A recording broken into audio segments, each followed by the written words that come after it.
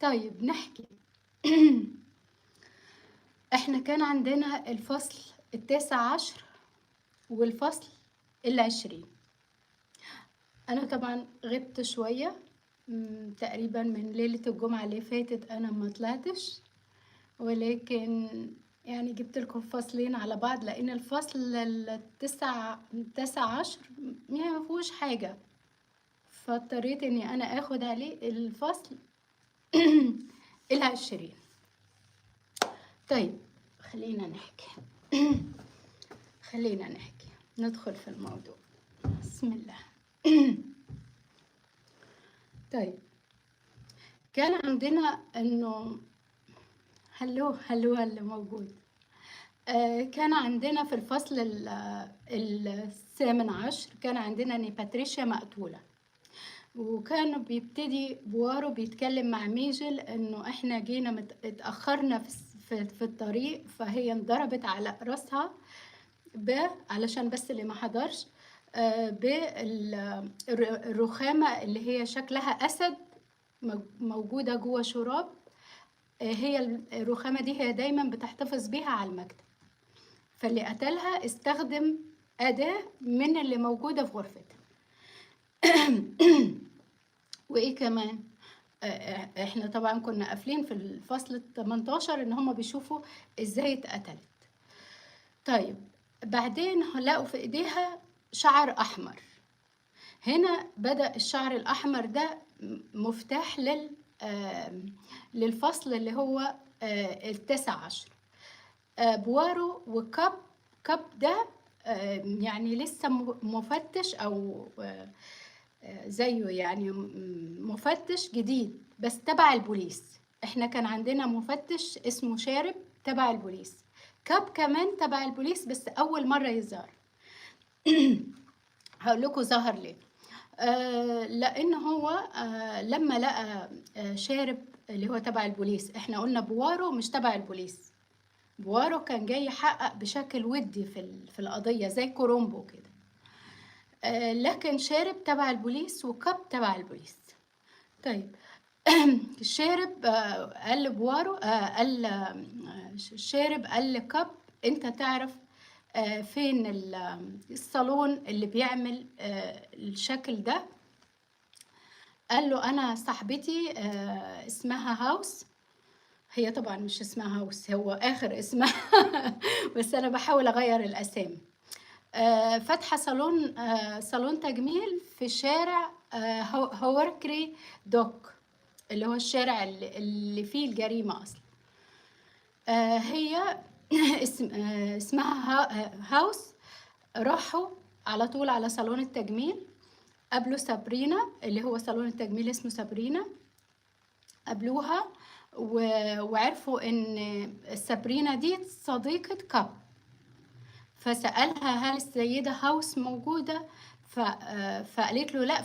فطبعا هم قالوا احسن عشان يفتشوا براحتهم.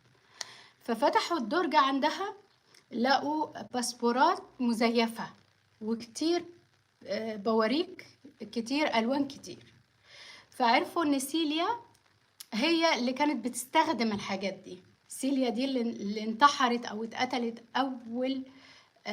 أول فصل. ما هو طبعا احنا 20 فصل، فاللي مش حاضر قبل كده مش هيعرف. فعرف إن سيليا مش بس كانت بتسرق، لأن طبعا كل واحد بيكتشف من العصابة بيتقتل. مش بس بتسرق، لا دي كمان كانت بتتاجر في المجوهرات، وسرقت مجوهرات من باتريشيا، سرقت الخاتم بتاعها وحطت ألماظة تانية. مش بس بتسرق، لا هي قادرة ان هي تروح يعني عندها فرصة ان هي تسافر كتير، تتنقل ما بين الدول. واكتشفوا ان الباسبورات المزيفة دي هم اللي بيتحركوا بيها، والبواريك تقريبا ان سيليا اللي كانت بتستخدمه. فخلاص هنا ده الفصل ال19 ما وصلناش لأي حاجة غير ان هم راحوا صالون التجميل عشان يعرفوا الشعرتين الحمر اللي كانت ماسكاهم باتريشيا وهي مقتولة بتوع مين. طبعا مش هنقول ان سيليا اللي قتلتها، لان سيليا مقتولة اول واحدة. بس عايزين، أنا طبعًا شاكة في مديرة المنزل والله، لدلوقتي أنا شاكة في مديرة المنزل. ف فبعدين القضية ابتدت تتعقد أكتر، ابتدت الشكوك تحوم حوالين الجميع أكتر من الأول. طيب ليه؟ لإنه في الفصل ال20 بقى، بعد ما خلّصوا قصة الصالون وكل ده رجعوا تاني لبيت الشباب، يبتدوا يستفسروا هي باتريشيا اتقتلت إزاي؟ يعني إيه، مش مين قتلها وقتلها إزاي قصدي، لأ، هو ليه قتلها؟ يعني إيه الدوافع اللي خلّته يقتلها؟ فعرفوا، ابتدوا يراقبوا سير باتريشيا قبل ما تموت، فلقوها خرجت و وراحت اشترت حاجات، وبعدين رجعت بتاكسي، يعني أجرة، يعني عربية سيارة أجرة، ده سيرها قبل ما تتقتل. واكتشفوا إنه اللي كلمهم في الاسم واحد حد يعني بيغير صوته لصوت باتريشيا. طبعا دلوقتي ابتدينا نشك في ميجل أكتر، لأن ميجل هو كل حاجة كانت غلط هو اللي بيعملها، يعني شقي أوي. فاكتشفنا إن دلوقتي الحكاية بتدور حوالين ميجل أكتر، لأنه بيقدر يغير الأصوات. ولكن بوارو قال مش هقدر أحط الشك حوالين ميجل بس علشان هو قادر إن هو يتلاعب بصوته أو غيره. لأ، هو إحنا دلوقتي عايزين نعرف مين تاني يقدر، أو مين تاني يقدر إن يعني يغير الصوت غير ميجل طبعا، ومين تاني كان بيدور الأحداث حواليه وبيحاول يخلي الشكوك فيهم كلهم علشان ما يوصلولوش. فاهمين طبعا؟ يعني هو دلوقتي كل لما تقرب من واحد إن هو قتل يتقتل، كل لما تقرب من دليل يعمل دليل في حد تاني. ففي حد بيدير المشكلة من ورا الستار، بس لسه ما عرفناش مين. فدلوقتي ما فيش حاجة جديدة اللي دلوقتي، بس الحكاية لبست ميجل أكتر. هل الفصل اللي بعد كده ميجل هيتقتل؟ مش عارفين. ربي يساعدك. فدلوقتي فدلوقتي الموضوع ابتدى يتوسع علشان هتتقفل القضية، لأن احنا دلوقتي في 21 22 تكون تتقفل القضية، هنكون عرفنا مين. ولكن دلوقتي ميجل المتهم الأساسي، لأنه بيقدر يغير الأصوات، واتبعوا خط سير باتريشيا فلقوها خرجت قبل ما تتقتل، وراحت اشترت حاجات ورجعت بتاكسي، والمكالمة اللي جات لهم في الاسم مش باتريشيا اللي عاملاها، في حد تاني عاملها بصوتها. ده الفصل يعني. طيب، شاكين في مين أكتر حد؟ ميجل، مع إن لينارد هو اللي كان ساكن جنبها، واحنا كنا شاكين الفصل اللي فات إن لينارد اللي قتلها. طيب، دلوقتي بيدور على إيه كمان؟ مع الشعرتين الحمر في شعرة من شعرها هي، يعني ممكن يكون اللي حاطط الشعر الأحمر ده قاصد، يعني هي ما مسكتوش، هي ما شدتوش، في حد قص شعر أحمر وقص من شعرها وحطه في إيديها وهي ميت. فهنا مشكلة، مش معقولة هتشد اللي بيقتلها وهو شعره أحمر وشعرها كمان معاه، صعبة صح؟ لا، الإضاءة. طيب، إيه كمان؟ الإضاءة والدنيا حر. إحنا كده تقريبا خلصنا الفصل 20 في القصة دي. هرد عليكم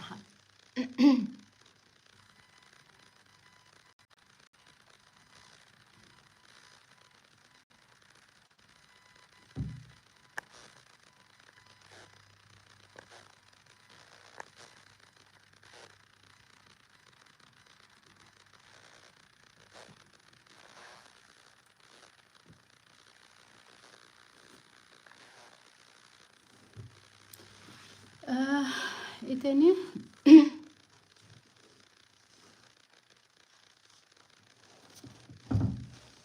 ايوه، لسه بقول القصص الحقيقية.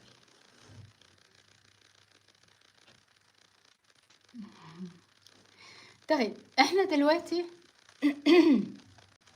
خلصنا الجزء بتاع القصة، والمفروض ان انا برد على كلامكم، ولكن الكلام اللي مش بيعجبني بحذفه. فمش معقولة حد هيعلق لي تعليق سلبي وهرد عليه. انا مش هعمل عقلي بعقل حد، تمام؟ فاللي هيكتب تعليق سلبي مش هيفضل في البث. اوكي،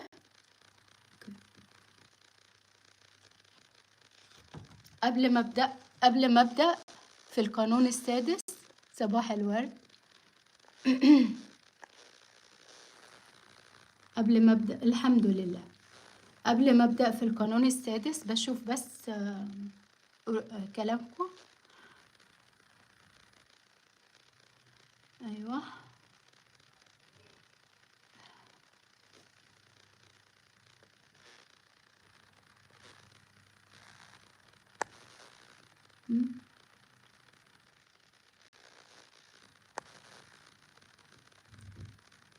دراستي بعمل الدكتوراه.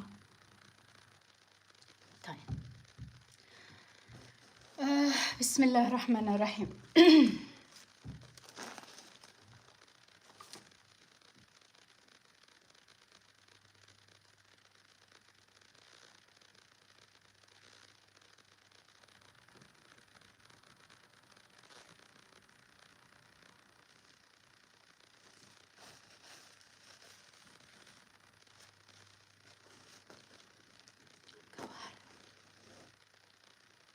طيب ايه تاني سلبي علشان اشيله قبل ما ابدا؟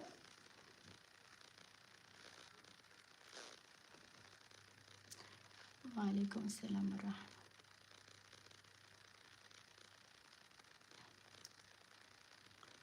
طيب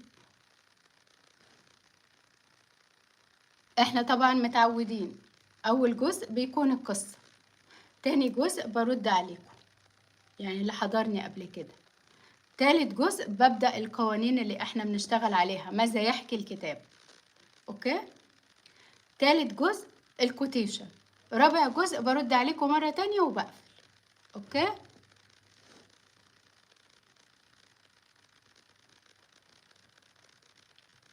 لا ما فيش حاجة اسمها خش في الموضوع، انا برد عليك زي ما برد على غيرك. اوكي تمام، يعني انت مستعجل قوي، روح شوف وراك ايه، تغسل مواعين، تعمل حاجة، شوف وراك ايه. اوكي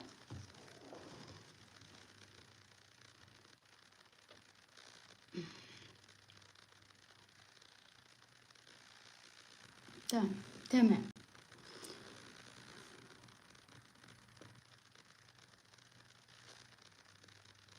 يعني مستعجل، روح شوف ناقصك روح خلص اللي وراك، هتلاقيني قاعدة لسه هشرح يعني.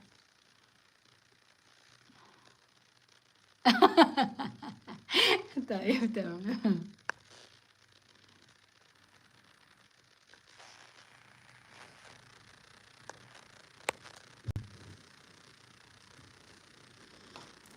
القانون السادس. اوكي، القانون السادس ايه بقى؟ court attention at all cost. اجعل نفسك محيط بالأنظار بأي تمن. اوكي معايا اوكي، ده القانون اللي احنا هنشرحه. court attention at all cost. اوكي، قانون السادس. القانون ايه السادس؟ ايوه يعني اجذب الانتباه بأي ثمن، يعني بأي طريقة اجذب الانتباه. هل ده منطقي؟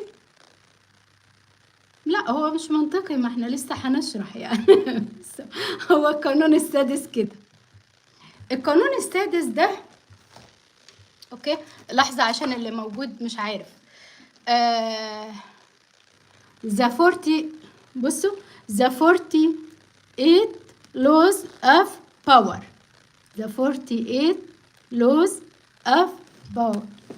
ماشي، ما حدش يعلق على نطقي علشان بقالي 3 سنين مش بتكلم انجليزي، اوكي. تمام.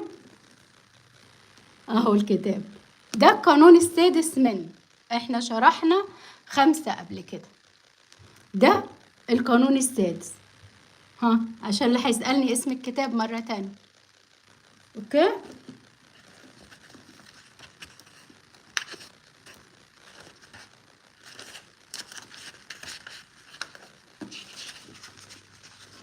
مم. مم.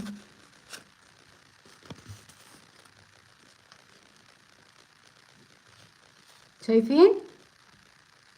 ها، تمام تمام. يلا بينا، يلا بينا، بسم الله. بيقول ايه بقى القانون السادس ده؟ بيقول اجذب الانتباه بأي ثمن. منطقي؟ لا، هو يعني السوشيال ميديا كأنه ترند، كأنه بيتكلم على الترند. يعني القانون السادس ده اكتر حاجة للتسويق. يعني القانون السادس ده بيقول لك اذا انت عندك موهبة وما خليتهاش تظهر، يبقى انت زيك زي القطيع زي ما بيقول. يعني اهو بيقولك ايه، بيقولك الفكرة النفسية ببساطة بقى. الناس الناس لا يحكمون على ما لا يرون، يعني ما بيحكموش على حاجة مش شايفينها، فلازم تكون موجود علشان الناس تبتدي تقول عنك او تتكلم عنك. اهو الناس لا يحكمون على ما لا يرون، وقد يبدو لهم غير موجود. هو مش موجود اصلا، فانا مش هحكم عليك وانت مش موجود. وانا شفتك؟ ما شفتكش. طيب، لذلك الشخص الذي يريد بناء مكانه، اوكي، نفوذ، يحتاج الى ان يصنع نفسه حضور.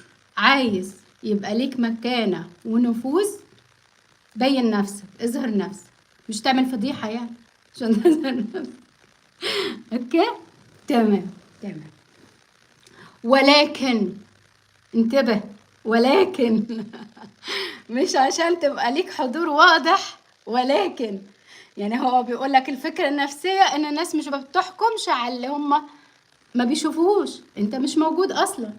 طيب، لذلك الشخص لازم يكون مع مكانته ونفوذه، يبقى له حضور. طيب ليه؟ بيقولك ولكن يجذب انتباه مش بالصراخ، مش بالحديث طول الوقت. يعني مش عشان اظهر نفسي بقى في حفلة، تعالى يا فلان، تعالى اقول لك وكذا وكذا، واروح عند فلان ده واسيب فلان ده، واروح عند فلان التاني واسيب فلان التاني، انا بقى ريس الحفلة. لا، ولا بالصراخ يا احمد، علشان الناس اللي في الشارع، مين دي اللي بتنادي، مين دي، مين دي. او مين اللي بتزعق، او مين اللي بتعمل فضيحة. يعني بيقولك ولكن مش معناها تصرخ وتتكلم كتير. طب ايه عايز ايه؟ طب ايه عايز ايه مننا انت بقى؟ بيقولك يمكن ان يكون الانتباه ناجح بمظهرك المميز، باسلوبك المختلف، بفكرتك الغير معتادة، اوكي، بصرف وبتثير الفضول. يعني مش بس كده، تثير الفضول، ان انت تكون شخصية يصعب على الناس فهمها، مش يعني ما تبقاش عادي. هو بس هو القصص اللي هتيجي هتوضح، يعني اللي انا بقوله ده القصص اللي هتيجي هتوضح الكلام ده. طيب، غموض يجعل الآخرين يبقوا عايزين يعرفوا المزيد. الغموض يعني انت لازم مع شخصيتك شوية كده سسبنس كده، شوية غموض كده. اوكي، فالغموض بيخلي الناس عايزة تعرف المزيد. معلش يا جماعة أنا حرانة جدا وخايفة أشغل مروحة تغطي على صوتي. طيب، وبعدين يا سناء، طب هو روبرت غرين أو روبرت جرين ده عايز مننا إيه؟ هو حاطط لنا القانون ده ليه؟ طب تمام، احنا عارفين الكلام ده من على السوشيال ميديا وهو ما ضافش جديد. ايه يعني، ايه الايفيدنس، ايه الاثبات اللي هو حاططه لنا عشان يقول لنا انه كلامه صح؟ هو يعني اكيد ان في اثبات على ده، ولا هو بيتكلم كده؟ لا، ما بيتكلمش كده. بيقول لك روبرت جرين بيميز ما بين شخص يظهر وسط الحشود ويدوب، وشخص تاني بيبقى منور وسط الحشود، يعني زي القطيع بقى. هو بيقول لك بيميز. لماذا بقى وضعه؟ هو حطه ليه؟ طب تمام، انت ده كلامك، طب انت حطيته ليه؟ بيقول لك روبرت جرين، خليها جرين، مشيها جرين بقى وخلاص. اوكي، يرى ان الانتباه مورد مهم. يعني الانتباه ده مش انت ايه مواردك اللي انت بتملكها، الانتباه مورد من مواردك دي. اوكي، فبيقولك الانتباه ده مورد مهم لانه مورد قوة، بيديك مكانة كده. اوكي، فاذا كنت تمتلك موهبة كبيرة ولكن لا احد يلاحظها فتأثيرك محدود. يعني انت مثلا بتعرف تقرا قرآن وبتقرا مع نفسك، بتعرف تغني وبتغني في الحمام، اوكي، بتعرف تطبخ وبتطبخ لبيتك، مش فاتح مطعم مثلا. طب الناس هتعرفك منين؟ طب ما هو انت كده ما عملتش حاجة بموهبتك، يعني ما استغلتش المورد اللي عندك. صباح الورد. معلش يا جماعة مش هرد عشان اكمل، واول ما اخلص هرد على كل حاجة. طيب خلاص، عرفنا ليه هو حط القانون. هو حطه علشان شايف ان الانتباه ده، جذب الانتباه للناس ده مورد قوة.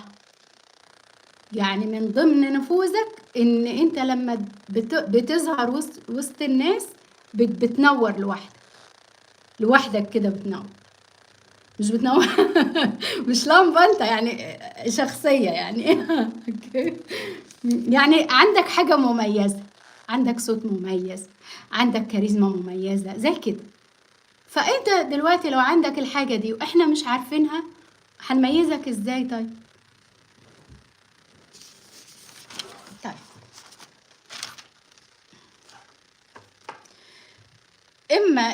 أما إذا استطعت جذب الأنظار فإنك تحصل على شيء إضافي. يعني الناس كلها عادي وإنت قادر تخلي الناس تبص عليك، فإنت كده تمتلك شيء إضافي، حاجة مختلفة عن كل الناس. ما هو أنت لو شايف الناس المشاهير دول كتار، هم مش كتار، هم علشان موجودين طول الوقت، لكن هم مش كتار. يعني انت لو اعتبرت المشاهير مليون على 120 مليون، نقطة في بحر. لو اعتبرت مشاهير العالم 3 مليون على كل الدشليونات اللي موجودة دي، مش حاجة. لان في ناس بتحب تعيش عادي. اوكي، خلينا نشيل القانون ونكمل. طيب تمام، خلاص احنا قلنا بيمتلكوا شيء اضافي، يبقى الناس يبدأ في الحديث عنهم، هم عندهم حاجة اضافية، فالناس تبتدي تتكلم عنهم ويولد المزيد من الانتباه. فالناس، انا اتكلمت عنك مع واحد وحد تاني يتكلم، فيبتدي الانتباه بدل ما يبقى مثلا عند 100 لا يبقى مليون عرفوك، فيبتدي الحديث لان انت عندك شيء اضافي. طيب، المزيد من الانتباه وبعدين يولد المزيد من الشهرة. خلاص هو انتبهولك فاشتهرت. تمام. الشهرة تمنحك مساحة أكبر بقى. احنا كنا بنتكلم على انتباه، الناس تعرفك بس، لا دلوقتي انت عندك حاجة مختلفة، حاجة إضافية، فالناس ابتدت تتكلم عنك، فبقيت صيتك عالي، فبقيت مشهور. فالشهرة نفسها اديتك مساحة أكبر من التأثير، فبقى اسمك مؤثر. أوكي؟ طيب تمام. فالانتباه وحده لا يكفي، يجب أن تعرف كيف تديره. أوبا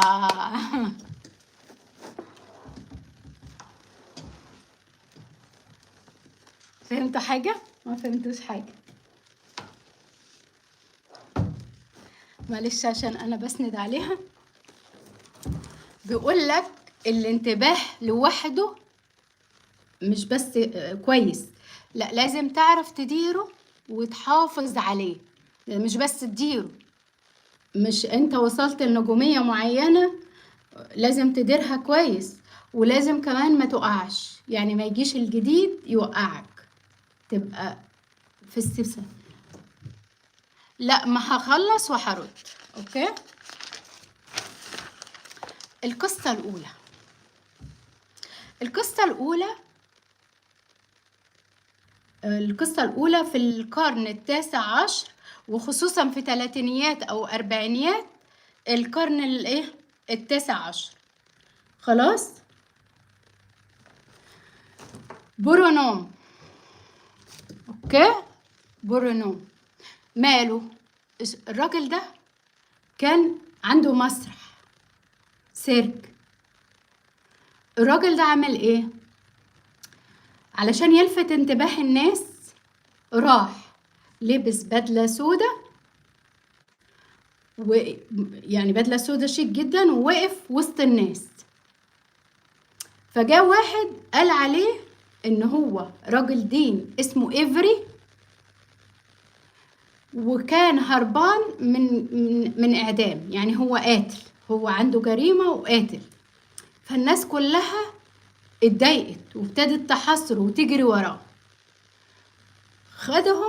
خدهم وراح على المسرح، يعني الناس بتحاصره وتجري وراه، هو يجري على المسرح. لما وصلوا المسرح عرفوا ان دي حيلة هو عملها عشان يدخلوا المسرح بتاعه. اوكي. فهو بيقولك في بداية حياته المهنية عمل كمساعد في سيرك وعروض. برونوم. اوكي. برونوم في بداية حياته العملية عمل كمساعد في سيرك وفي عروض. حصل ايه؟ قالك في عام 1836 وصل السيرك إلى نابوليس بولاية ميريلاند، دي في أمريكا أكيد. أوكي. فهو عمل ايه؟ في صباح أحد الأيام في العروض خرج برونوم في المدينة مرتديا بدلة سوداء، أوكي، جديدة. اوكي. وبدأ الناس يتجمعوا حوله، الناس ابتدت تحاصره كده. ثم ظهر شخص في وسط الحشد ادعى انه رجل دين اسمه إيفري، ومتهم بجريمة قتل سابقة. فتحولت المسألة بسرعة إلى مشكلة حقيقية، وبدأ الغاضبون يحاصروه. اوكي. حاول برونوم يقنعهم انه ده الشخص الغلط، ان هو مش كده، وقادهم الى السيرك. خدهم بقى ايه؟ للسيرك بتاعه. وهناك اكتشفوا ان الامر كله حيلة مدبرة لجذب الناس للعرض. طيب ايه اللي حصل تاني؟ بيقولك ما انتبهش ان الامر كارثة، لا خالص، مش حكاية انا خدتهم للمكان اللي انا عايزه. قالك الفكرة ما خدها الأهم. برونوم لم يظهر للأمر أنه هو باعتباره مشكلة أو كارثة، كأنه ولا حاجة، مفيش حاجة خالص. الجمهور يتحدث عن شيء الذي يثير الفضول. هو قال ان الناس بتتكلم على حاجة اللي بتيجي بالفضول، عندهم فضول يعرفوها، فهو ما خدهاش مشكلة يعني، هو وصلهم للمكان اللي هو عايزه وخلاص. وبالفعل أصبح الناس في المدينة يتحدثون عن الحادث ويروحوا السيرك كل ليلة عشان يعرفوا. وفي الليلة اللي هي حصلت فيها المشكلة دي كل الناس ما كانش عندها سيرة غير برونوم واللي حصل معاه، فالانتباه ولد شهر. طيب، ومن هنا بقى ترسخت لدى برونوم قناعة. هو بقى من هنا بقى خد فكرة، عارفين زي الهوك كده، خدها كده فكرة بأن الشهرة حتى عندما تكون مثيرة للجدل، خدوا بالكم ان الجدل ده حاجة وحشة جدا، هقولها بعدين. بأن الشهرة عندما تكون مثيرة للجدل يمكن أن تتحول إلى قوة تجارية. خلاص هي بقت جدل، فبقت هو بيعرف يبيع كويس، ابتدى يبيع نفسه كويس، ابتدى يسوق لنفسه كويس. عشان كده أنا قلت لكم القانون ده يعني ترندي قوي، وفي نفس الوقت تسويقي قوي، مش إداري خالص. يعني القوانين اللي قبل كده كان فيها إدارة، القانون ده مش إداري بالمرة.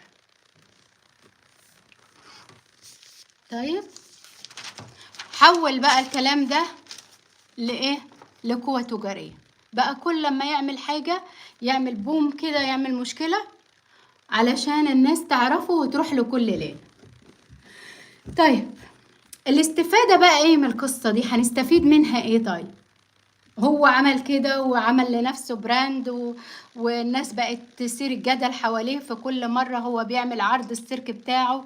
فايه اللي حصل؟ فبيقولك الانتباه يمكن ان يتحول الى قيمة، ولكن برونوم لم يتوقف عنها يعني عند الحادث ده، ما وقفش، يعني ما قالش الناس اتخضت وراح واقف، لا خالص.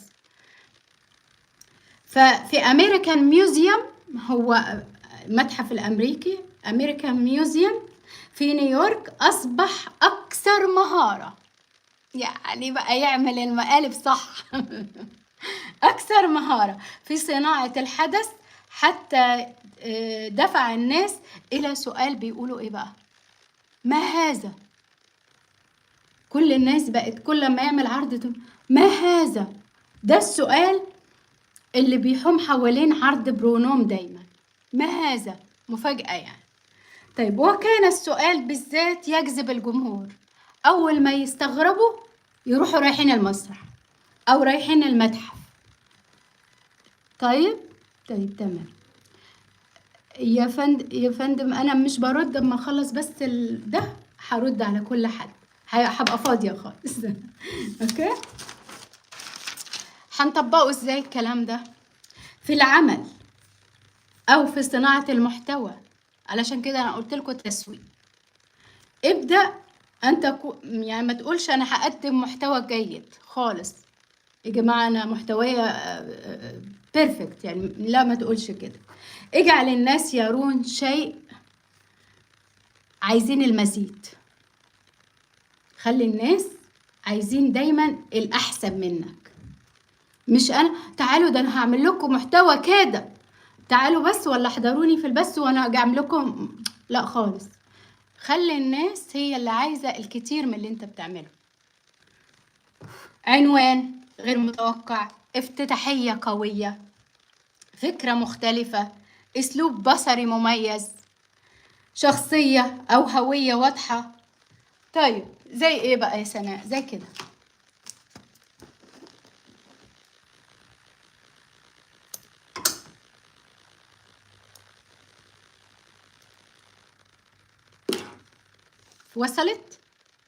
وصلت الفكرة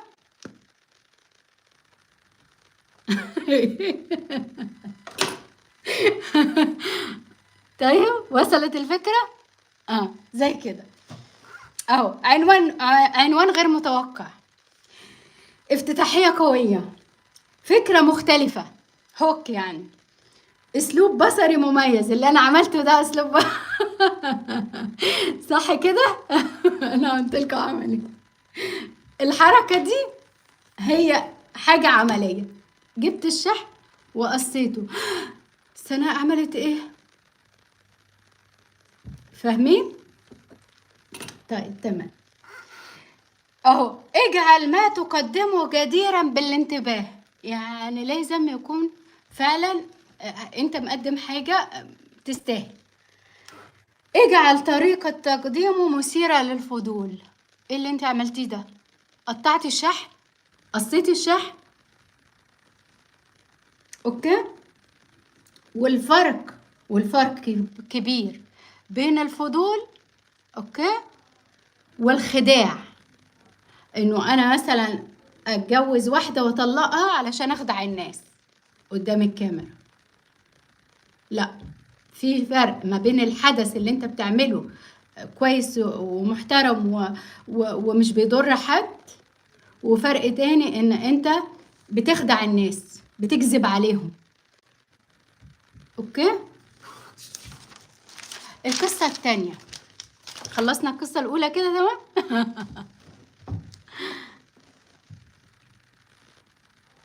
اه لا، بسند عليها، انا بحب احط مخدة على طول.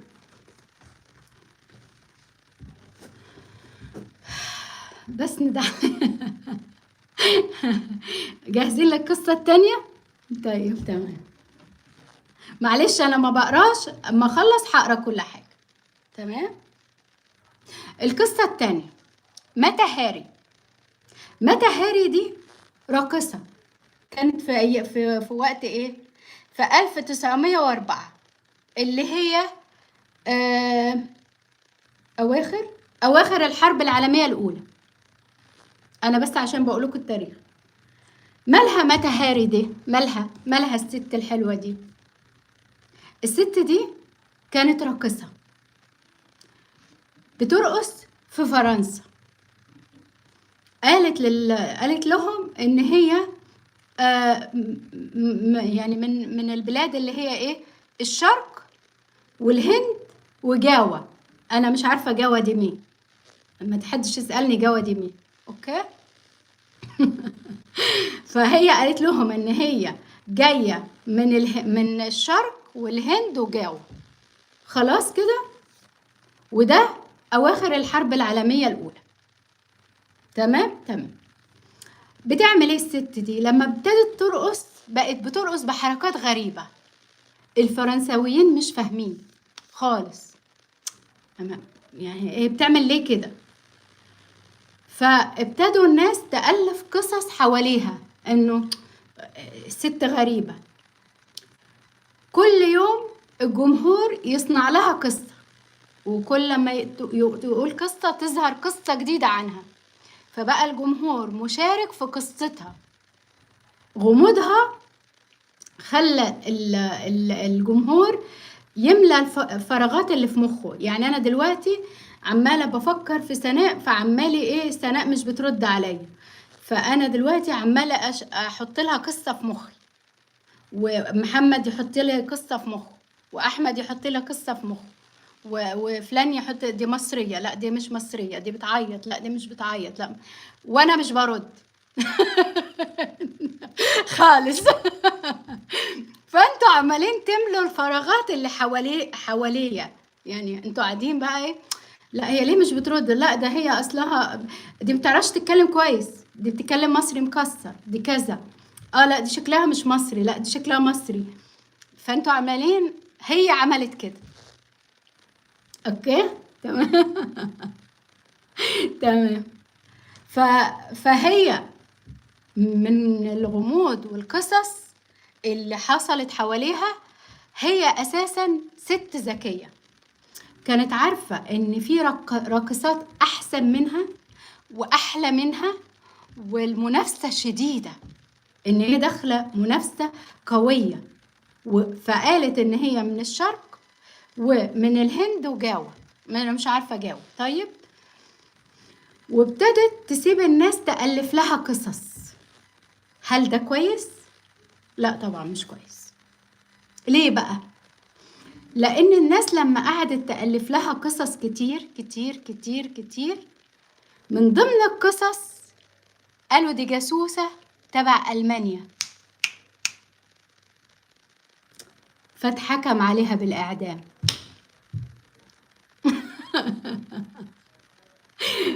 فاتحكم عليها بالإعدام، قالوا جاسوسة. تعالوا بقى نقول قصة متى هاري فرنسا مع امتداد شهرتها في أوروبا. يعني بدأ في القرن العشرين 1904 في الحرب العالمية الأولى. عندما ظهرت متى هاري لم تكن مجرد راقصة عادية تدخل إلى عالم مليء بالراقصات وفنانات. كانت تعرف أن المنافسة شديدة، ولذلك وضعت حول نفسها هالة من الغموض. عملت كده ايه؟ هالة من الغموض. طيب، قدمت نفسها للجمهور باعتبارها امرأة ذات ارتباط بالشرق والهند وجاوة، وظهرت في أزياء وحركات لم تكن مألوفة للجمهور الفرنسي آنذاك. ولذلك وبعدين لم يكن الجمهور بيعرف عنها الكثير على وجه ايه؟ اليقين. وكانت نقطة قوتها، يعني الغموض ده كان اللي بيخلي الناس تيجي لها اكتر. غموضها بيخلي الناس تبتدي تتلف حواليها اكتر. طيب، حاسه التليفون ضلمه ولا انا بيتهيألي؟ شوفوا، انا بحكي لكم القصه وبقراها لكم مره تانية علشان دي قصه من الكتاب، انا مش جايباها من راسي. اوكي. طيب، ولم يكن الجمهور بيعرف عنها الكثير على وجه اليقين، يعني مش عارفين بالظبط هي من الهند ولا من فين ولا. وكانت نقطة قوتها الغموض ده. طيب، بدأ الصحفيون يتحدثون عنها، ثم بدأ القصص حولها مثيرة، يعني غريبة. كلما حاول الناس معرفة حقيقتها ظهرت قصة جديدة. كل ما الناس حاولت تعرف وهتوصل، حصلت حاجة جديدة، عرفت حاجة جديدة. وأصبحت صورتها العامة أكبر من مجرد مهارة الرقص. يعني بقت بقى مش بس بترقص، دي واحدة يعني مختلفة عموما، يعني ترقص بطريقة غريبة، عندها غموض، عندها قصص كتير ناس مش عارفة. ولكن اهو وانتقلت من باريس إلى مدن أوروبا، وزادت شهرتها حتى وصلت للدوائر اجتماعية راقية. هنا بدأوا يشكوا فيها إن هي جاسوسة. ماشي. ولكن هذه الهالة التي ساعدتها في الصعود أصبحت لاحقا جزء من المشكلة التي أحاطت بها. ففي نهاية الحرب العالمية الأولى اتهمت بالجاسوسية بالتجسس لصالح ألمانيا، وحكمت وعدمت، ماتت.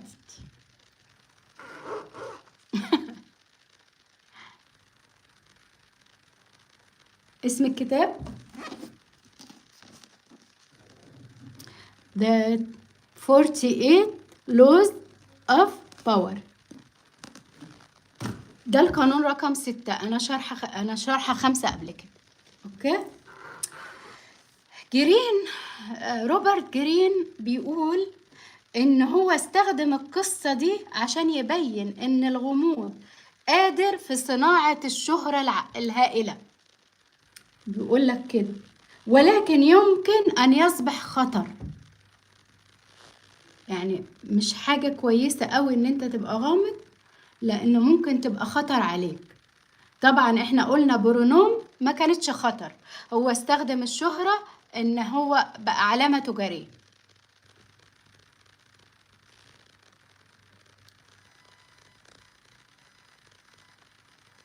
أيوة، ما طار طيرا وارتفع إلا كما طار وقع. لكن هي عرفت إن المنافسة قوية، وعرفت إن في رقصات أحسن منها وكل حاجة يعني. فابتدت تعمل هالة حوالين نفسها وغموض علشان توصل، علشان الناس تتكلم عنها أكتر والصحافة تحكي عنها أكتر. ما خدتش بالها ان كمان ممكن الناس تملى الفراغات.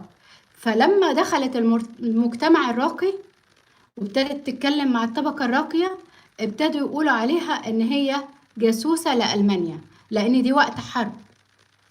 ففي شك. فعلشان كده بقى فهو بيقول اوكي انه هي قدرت ان هي تعمل هالة من الشهرة وتدخل في المناطق اللي ما كانش ممكن توصل لها وكل حاجة، ولكن اصبح خطر عليها. وعندما يتحول الى الشك وعدم الثقة، فطبعا كده خلاص انا شكيت فيك وبقيتش بثق. نستفيد ايه بقى من ماتا هاري دي؟ نستفيد ايه منها؟ ماتا هاري لم تكن بالضرورة أكثر موهبة ولا جمال في بيئتها. أكيد إنه هي مش أحلى واحدة ولا أي حاجة يعني. طب أمال إيه بقى؟ أمال إيه؟ أمال هي مالها؟ ولكنها فهمت شيء مهم، إن الصورة اللي الناس بتصنعها في أذهانها أوكي بتكون أقوى من المعلومات اللي أنت بتديها له. شوفوا بقى، هي مخها هي عارفة ان هي مش اجمل واحدة، وعارفة في البيئة بتاعتها ولا احسن راقصة ولا اي حاجة، ولكن هي عارفة ان الصورة اللي الناس مش بتحطها في راسها اهم من ان انا اقول لك الحقيقة. يعني انا دلوقتي شفت سناء في موقف، وفلان ده قال سناء دي انا شفتها في موقف مش قد كده. سناء ما اتكلمتش واهلها ما اتكلموش ولا اي حد، فالناس حتى لو اتكلمت بعد كده انا مش عايزه المعلومات دي. انا خلاص حطيت الصوره في راسي، المعلومات دي ما تهمنيش.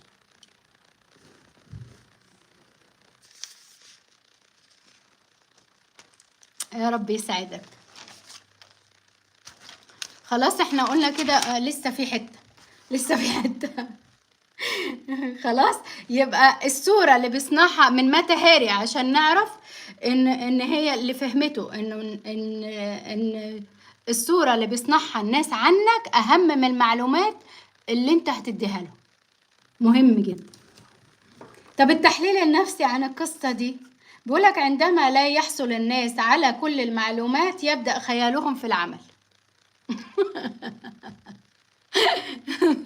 يبتدي بقى ده متجوزة، ده متطلقة، ده كذا، ده أنا وكل الناس ايه بتصبح جزء من قصتك. خلاص هو ابتدى بقى ايه يحط نفسه مكانك بقى، ابتدى ان هو يحط لك قصة انت مش فيها اصلا، بس هو خلاص عجباه القصة دي، عجباه ان انت اتجوزت فلان، وعجباه ان انت طلقت فلانة، هو عجباه خلاص. ف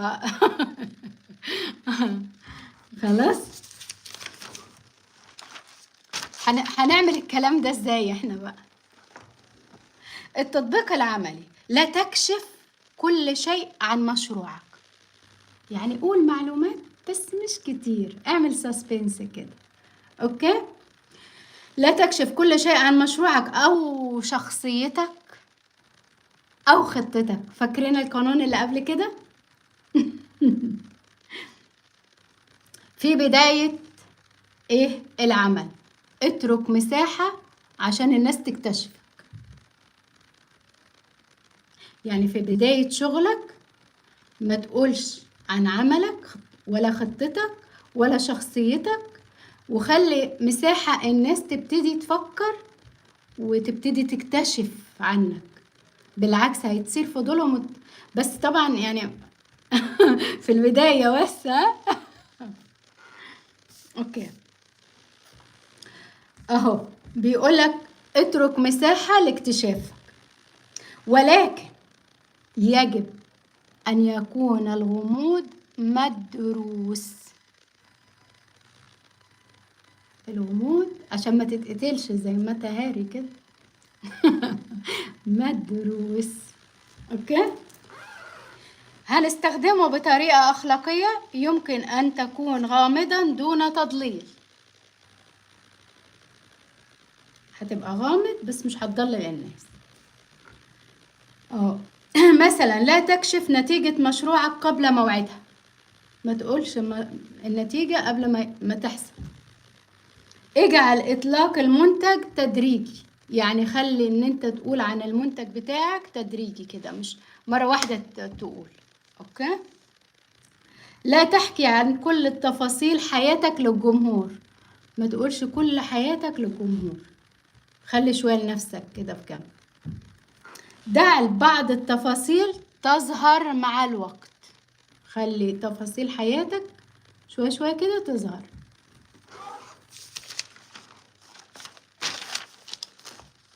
القصة الثالثة،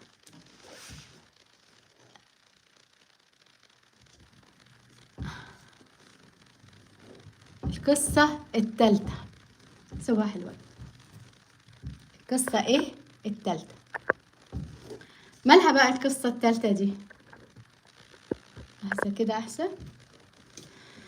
القصة الثالثة،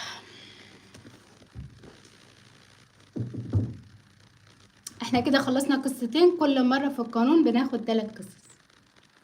اوكي، دي القصة الثالثة. جاهزين؟ عيونك القمر.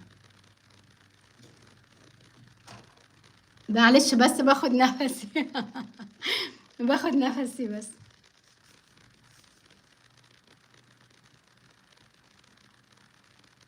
جاهزين؟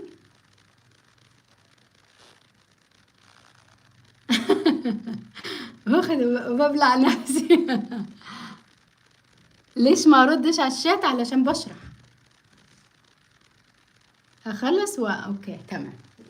القصة الثالثة، فيكتور لاستيتش.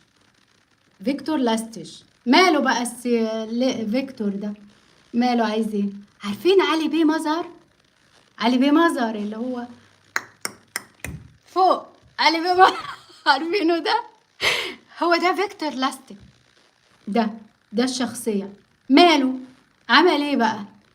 قالك هو ابتدى يعمل، هو برضه في بداية القرن العشرين ابتدى يهتم بمظهره جدا، وشكله وبدلته وكل حاجة، يعني كما ما يقال ملك. يعني ابتدت الناس تبصله على انه عنده حاجات محدش تاني عنده، يعني الناس ابتدت تفكر ان ده بيمتلك نفوذ وسلطة محدش تاني يملكها. من ايه؟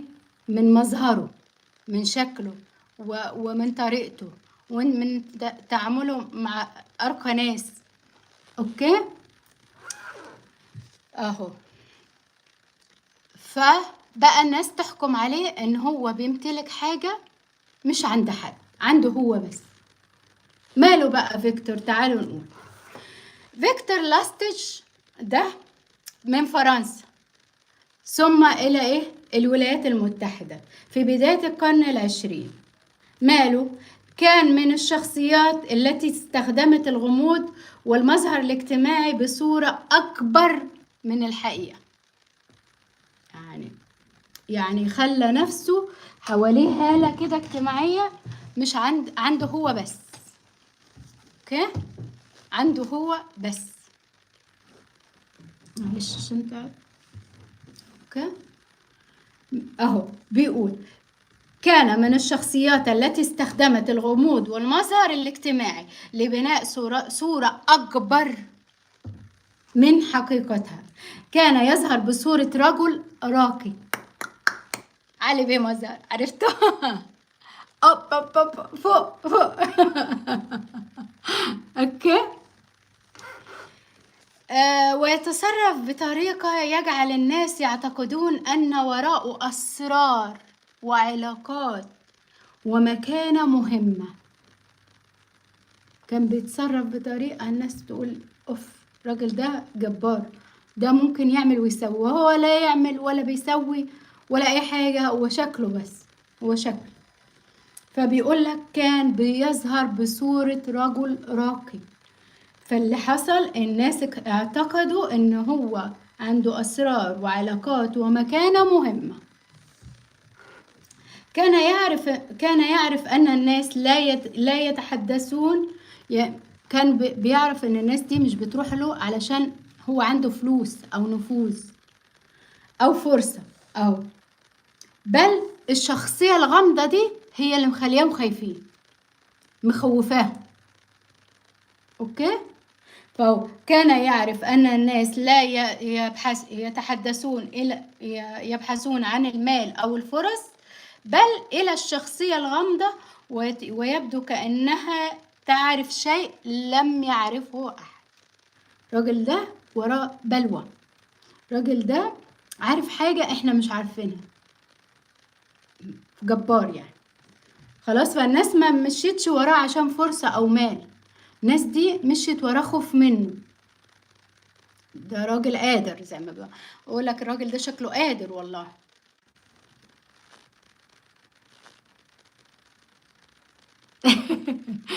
شخصية النصاب، دي شخصية النصاب فوق. شخصية النصاب. طيب، بيقولك ليه جرين بقى، ليه روبرت جرين استخدم القصة دي.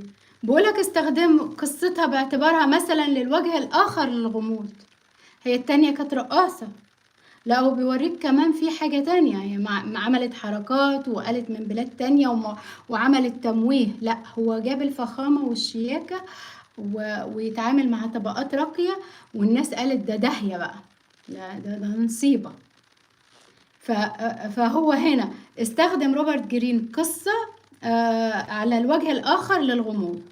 إذا استطعت أن تجعل الآخرين يشعرون بأنك مختلف وغير قابل للفهم بسهولة، فقد تمنح نفسك هالة مهمة. أوكي؟ الاستفادة، الغموض يجذب الانتباه، ولكن لا ينبغي أن يتحول إلى خداع. يعني ما تنصبش على الناس، ما تنصبش علينا. يعني اوكي انه حلو ان انت تبقى غامض واد كده، يا واد يا تقيل، تقولش ولا دبلوماسي. ما تخدعش الناس يعني. اوكي. التحليل النفسي، التحليل النفسي، الناس يميلون احيانا الى اعطاء الشخص الغامض قيمة اكبر من العادي. يعني الناس بتحب تدي الشخص الغامض ده قيمة هو ما يستحقهاش اصلا. اوكي، لان العقل يملأ الفراغات بنفسه.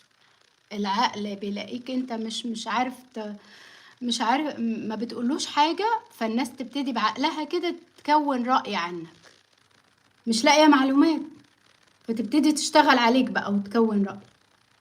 لا يا شيخ، دي بنت، لا دي مطلقة، لا انت، لا يا شيخ شكلها مطلق، لا هي شكلها مطلق كده. عارف، هو خلاص هو ابتدى بقى طالما انا مش بقوله، انا مش بديله معلومة، فهو عمال يشتغل بنفسه. اوكي. التطبيق العملي في الحياة المهنية لا تحتاج للشرح كل خطوة. يعني مش كل شوية انتوا عارفين انا الخطوة الجاية هعملها ايه، الخطوة الجاية هشتري ادوات. لا، ما انا اجرت المحل، لازم اشتري له ادوات.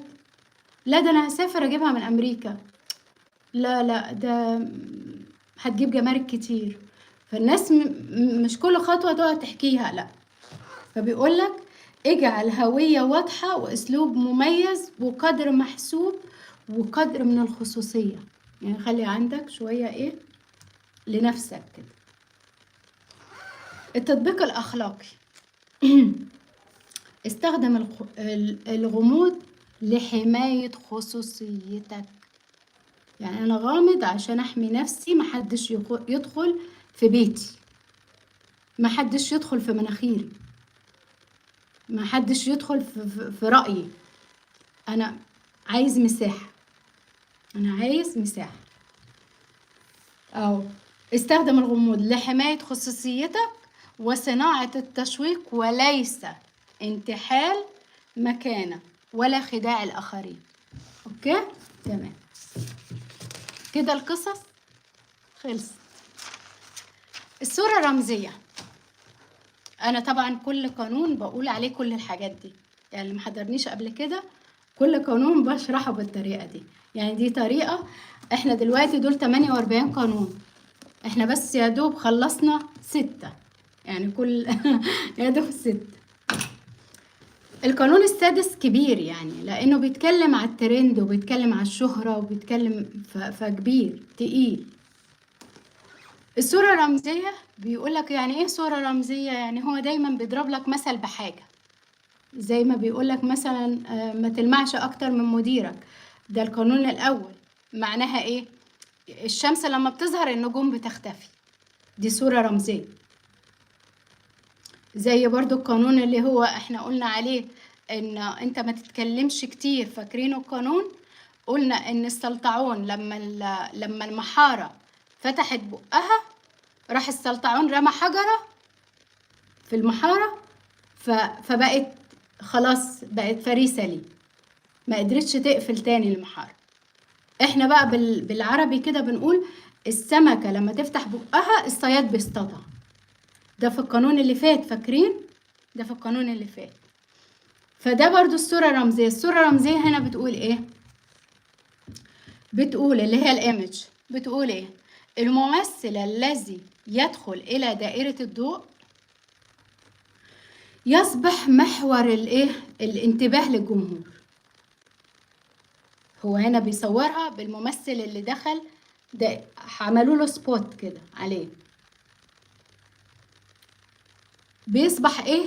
محور لانتباه الناس. خلاص الناس بقت بتراقبه بيعمل ايه، بفين، راح فين، راح مارينا، راح مش عارف ايه، سافر امريكا، خلاص هو ما حط سبوت عليه. اوكي. فبيقول لك الصورة الرمزية المسرح والضوء، الممثل الذي يدخل إلى دائرة الضوء يصبح محور انتباه، محور أنظار الجمهور. معلش عشان أنا بتكلم كتير باخد نفس.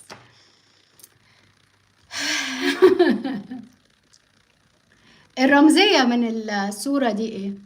بيقولك دائرة الضوء يعني الانتباه، الشخص اللي داخلها يعني صاحب حضور، يعني عنده كاريزما. أوكي؟ الظلام اللي حول دائرة الضوء ده الجمهور اللي محدش بياخد باله منه، ده بقية الممثلين اللي هو محدش مش باين. الظلام اللي حول الدائرة اهو. في عالم مزدحم لا يدخل دائرة الضوء غير اللي هو عنده حضور. العالم لما يبقى مزدحم ما بيدخلش دائرة الضوء غير اللي هو محور أنظار الناس. طيب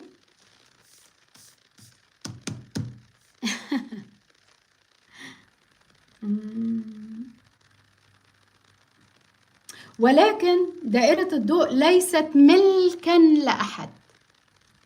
يعني الممثل اللي يبقى نجم ويقعد على كده خلاص سلام عليكم أنا بقيت نجم، الضوء مش هيفضل عليه، هيتجه لحد جديد، أو طبعا صانع المحتوى أو الشركة أو صاحب البراند.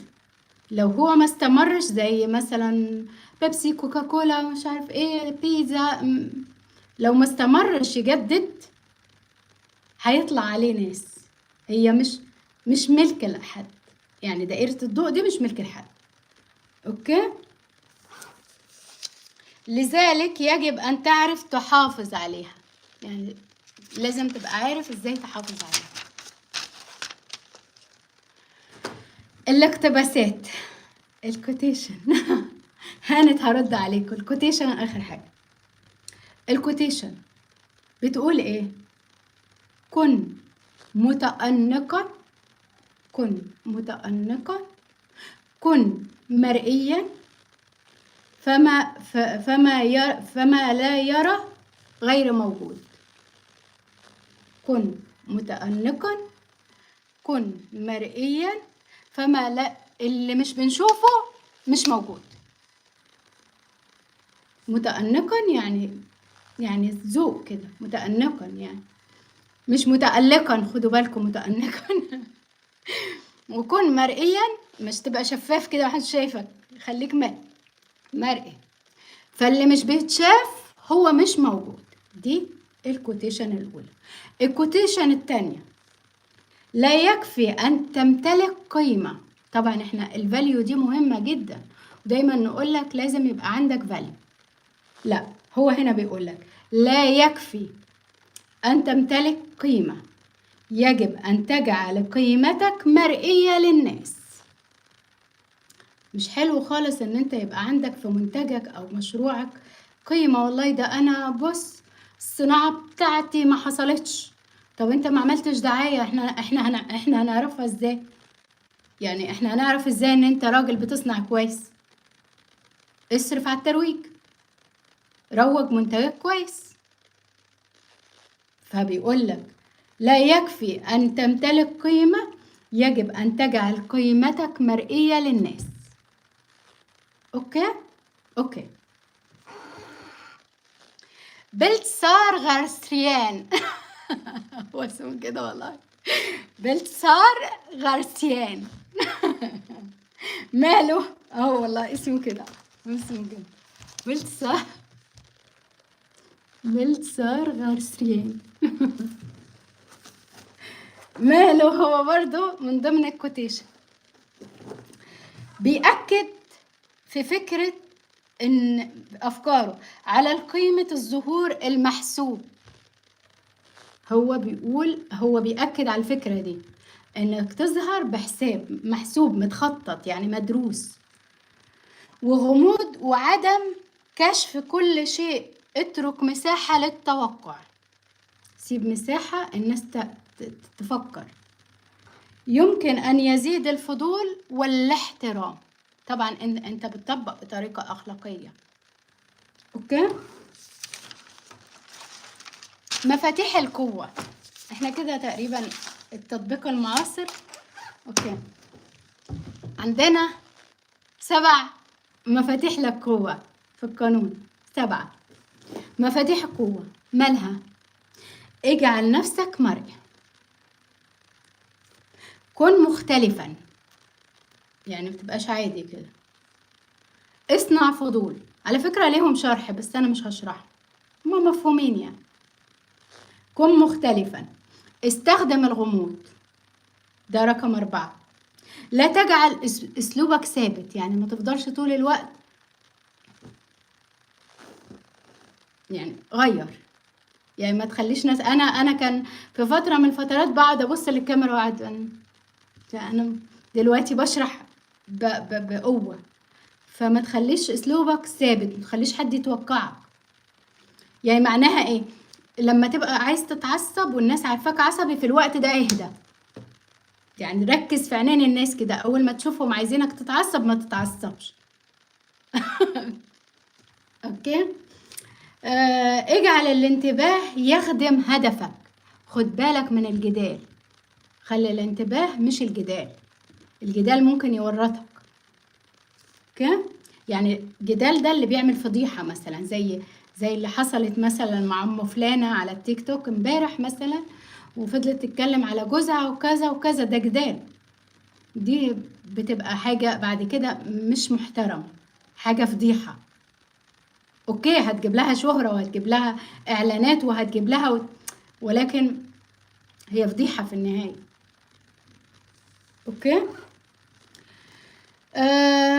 الانتباه لمن يمتلك سلطة. يعني انت لما يبقى حد عنده سلطة خلي بالك منه شوية.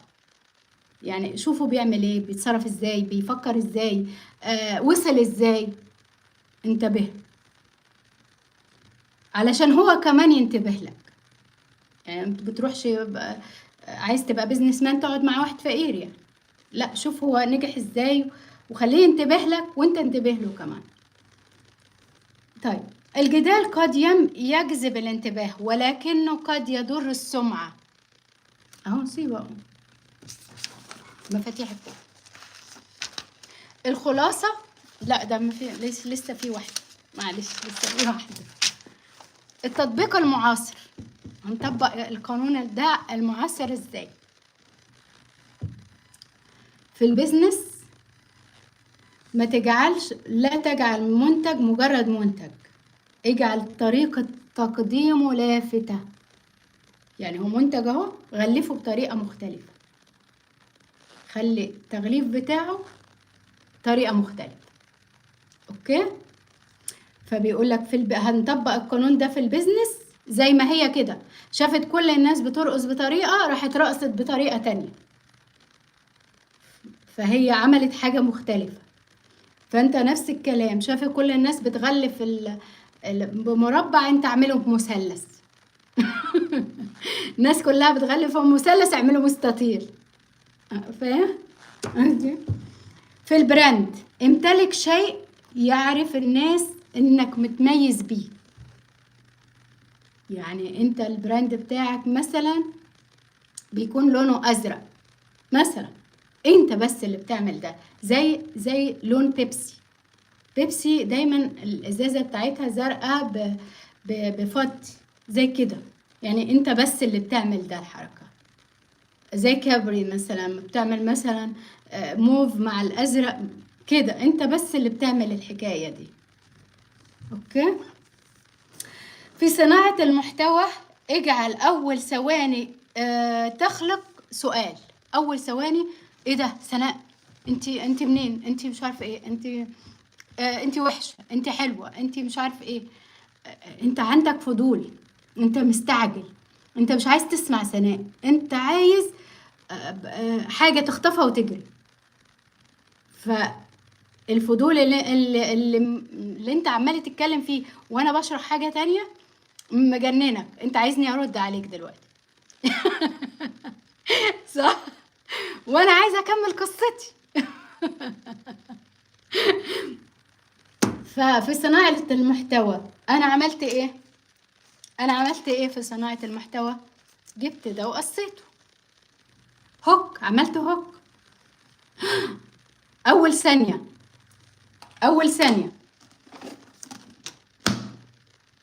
اتخضيت انت، اول ثانيه يا ناس الحقوني، اول ثانيه اي حاجه، انت اول ثانيه جذبت.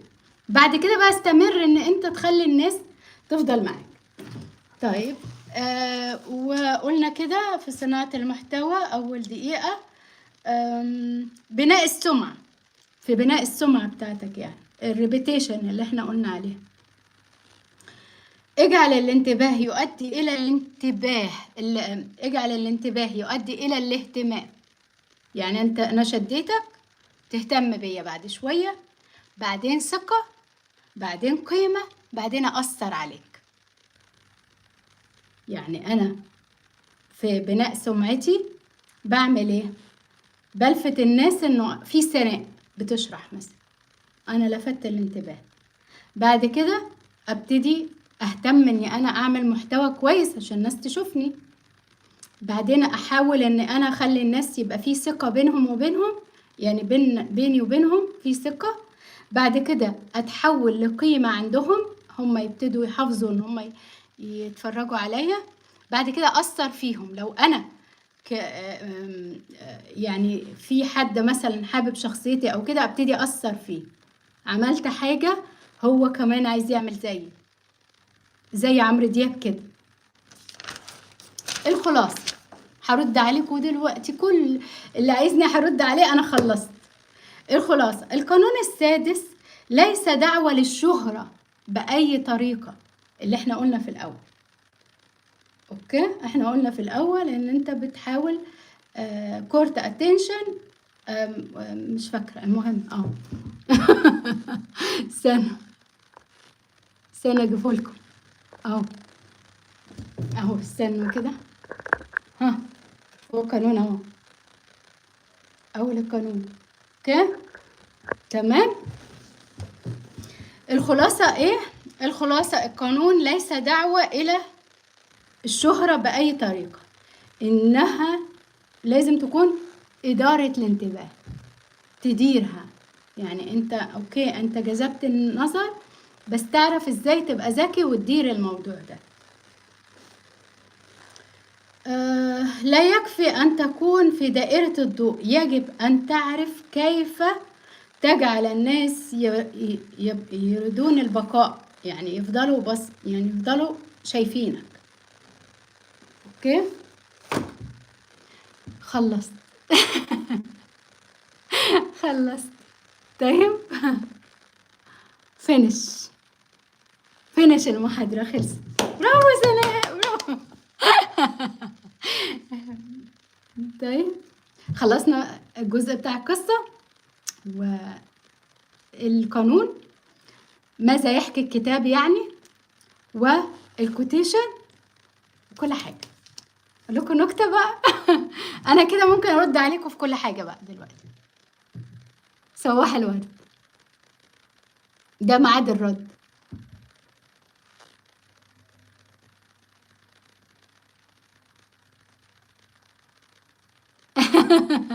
ربي يساعدك. انا متجوزة لا. يا رب يساعدك ان شاء الله. ان شاء الله كنت قد، يعني ان شاء الله كنت قد المسؤولية وشرحته بطريقة كويسة، ده اهم حاجة. انا القانون السادس طويل جدا، يعني القانون الخامس كان شوية صغيرة مش كتير برضو. القانون السادس اكبر قانون من الخمسة اللي كانوا قبل كده، ورغم انا مرتبه نفس الترتيب، يعني انا ببدأ بالقانون ومعناه وليه وضعه روبرت، وبعدين بقول الثلاث قصص، وبقول التحليل النفسي، وبقول كمان ازاي تطبقه بطريقة اخلاقية وكل كلام، وبقول الكوتيشن والصورة الرمزية وكل حاجة. ولكن هو طويل جدا جدا، يعني اللي قاعد معايا قبل كده هيعرف ان ده اطول قانون. ده ليه السابع مش كده. ولكن القانون ده مهم ليه؟ لانه فعلا ترند، يعني هو فعلا تسويقي. القانون اللي فات اداري اكتر، ده تسويقي اكتر. فتسويقي وترند، وكل عارفين فيلم فيلم فؤاد المهندس لما كان عايز يقتل مراته عشان يشتهر. هو تقريبا قصص اللي في القانون ده زيه كده بالذات. بارانوم.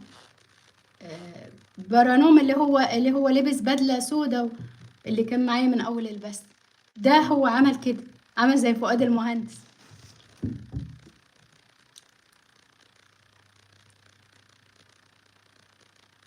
يا رب يسعد قلبك وروحك. انا عسل، ربنا يسعدك. اصل انا كنت منظفه مكان المكتب، فكل الدنيا مش ظابطه معايا في الاضواء، في الاضاءه، فمش عارفه اعمل ايه. يعني قبل البث قعدت كتير اظبطها، المفروض ما انضفش الناحيه دي.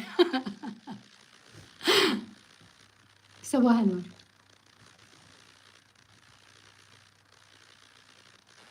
آه انت بتشرحي اشياء لطيفه ولا كده. يا رب يسعد قلبك، انت تعليقك طويل بس جميل. اسمك سلمان. خليها سلمان عشان الاسم التاني ده مش عارفة اجيبه. سلمان، ربي يسعد قلبك وروحك.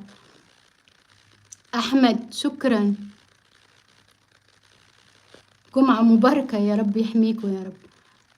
الدكتورة سناء شخصيات محترمة. يا جنرال تكرم عيونك، معلومات جميلة. ان شاء الله اكون عند حسن ظنكم. اشرحي لسه، لا خلصت شرح بقى دلوقتي، ما عاد ان انتوا تتكلموا معايا يعني. خلصت انا، خلصت كل الحاجات.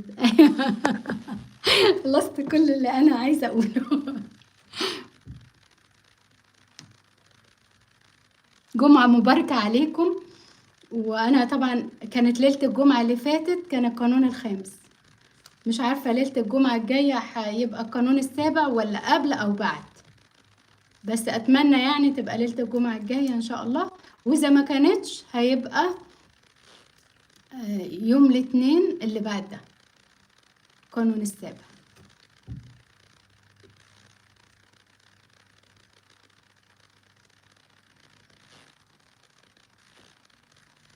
جمعة مباركة على عيونك. تخيلوا أنا بقعد في الحر عشان الأصوات بتاعت الأجهزة ما تبوظش على صوتي، إنه أنا مش بستخدم مايك، فأنا بقعد في الحر ده علشان صوت البث تعرفوا تسمعوني، خاصة إن أنا صوتي مش قوي كتير يعني.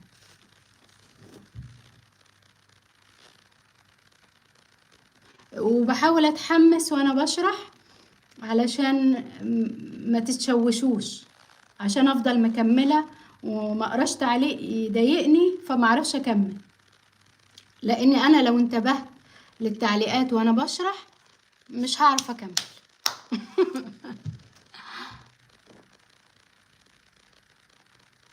على راسي والله يا سلمان، على راسي والله، تكرم عيونك يا جنرال، ربي يبارك في عمرك يا رب. خلصت. خل... يا ده انا مش الساعة 5.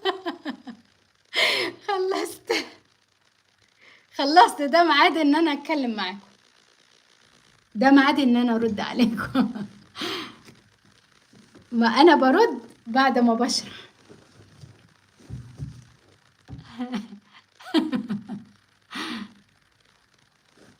مخدتي حبيبتي.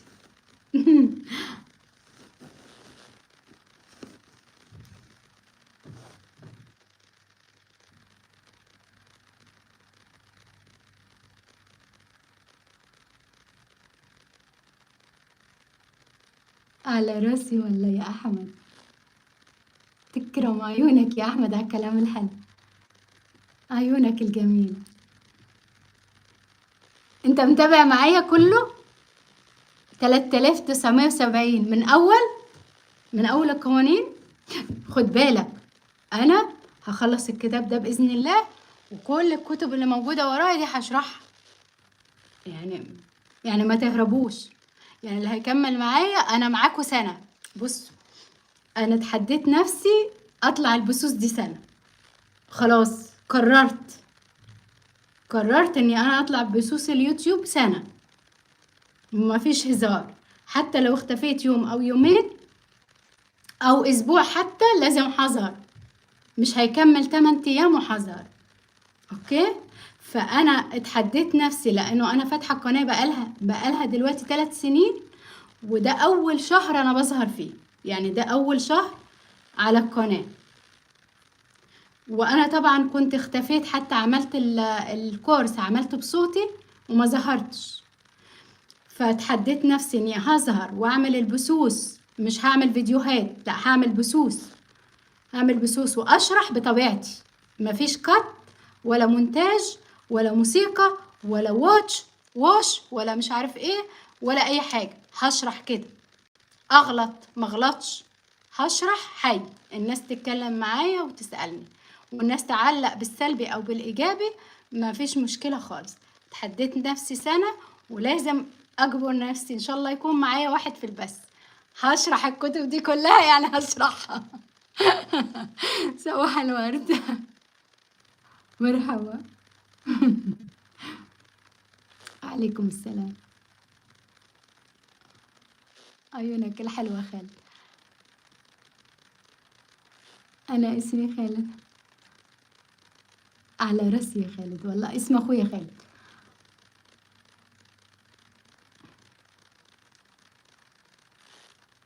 والله أنا لما بشرح بحاول أتحمس، يعني بحاول أكتر إن أنا أكون جادة. هو أنا شكلي ما يجيش على جادة قوي، بس أنا بحاول يعني. أصل أنا لو بقيت جادة أكتر من ما أنا هبقى مغرورة، وشي بيدي غرور، فأنا بحاول أبقى في السيف سايد، يعني اللي هو أوكي أنا جد، بس في نفس الوقت أنا بشرح مش جد قوي يعني.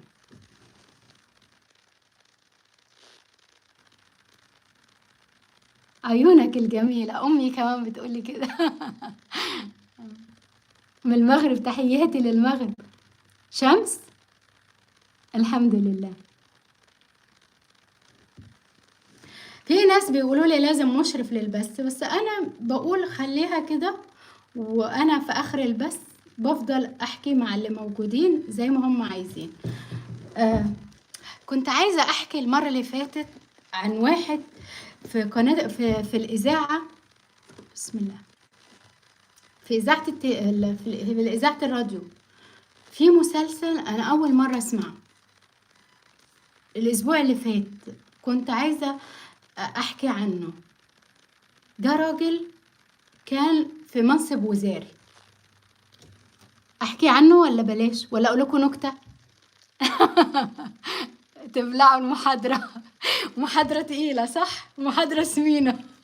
انا والله تعبت في تحضيرها، والله محاضره تقيله جدا يعني. شوفوا كم ورقه، بصوا انا شرحت كم ورقه، انا شرحت كل ده، شرحت كل ده. وهنا اخدنا فصلين، اخدنا الفصل احنا قربنا نخلص اسف. خلصنا لغاية هنا الكتاب، فصل 19 والفصل 20. الكتاب قرب يخلص خلاص. ما قلتوش اقول لكم ايه، اقول لكم نكتة ولا اقول لكم احكي لكم عن مناجي بيه؟ لا عجبتني القصة، راجل عجبتني قصته. يعني هو راجل كان موظف في الوزارة، وبعدين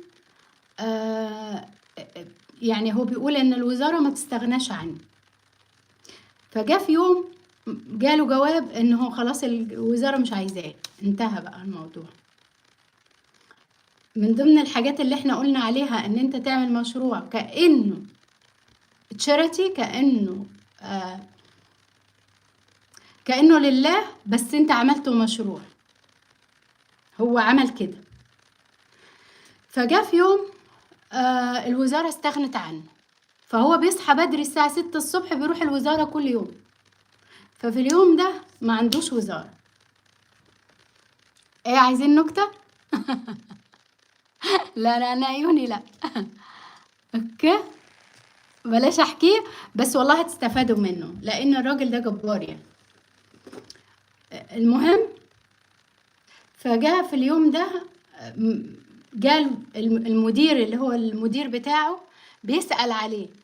فمراته قالت له ان ناجي بيه راح الوزارة. هو بيحب مراته والموظف يقولوا له ناجي بيه. فقالت له ان هو راح الوزارة. فقال لها ازاي راح الوزارة وهو اصلا خلص، هو طلع على المعاش. فقالت له لا، ما هو ايه، كان عندنا شقة في مكان كده، هو فتحها مكتب وعمل وزارة. عمل وزارة. قال لا بيعمل فيها ايه؟ قالت له بيقعد طول النهار وبيجي. فراح له. لا ما انا عايزه اقول لكم هو فتح بيزنس، هو فتح بيزنس كده. فالمهم لما عمل الشقة، صباح الورد كريم.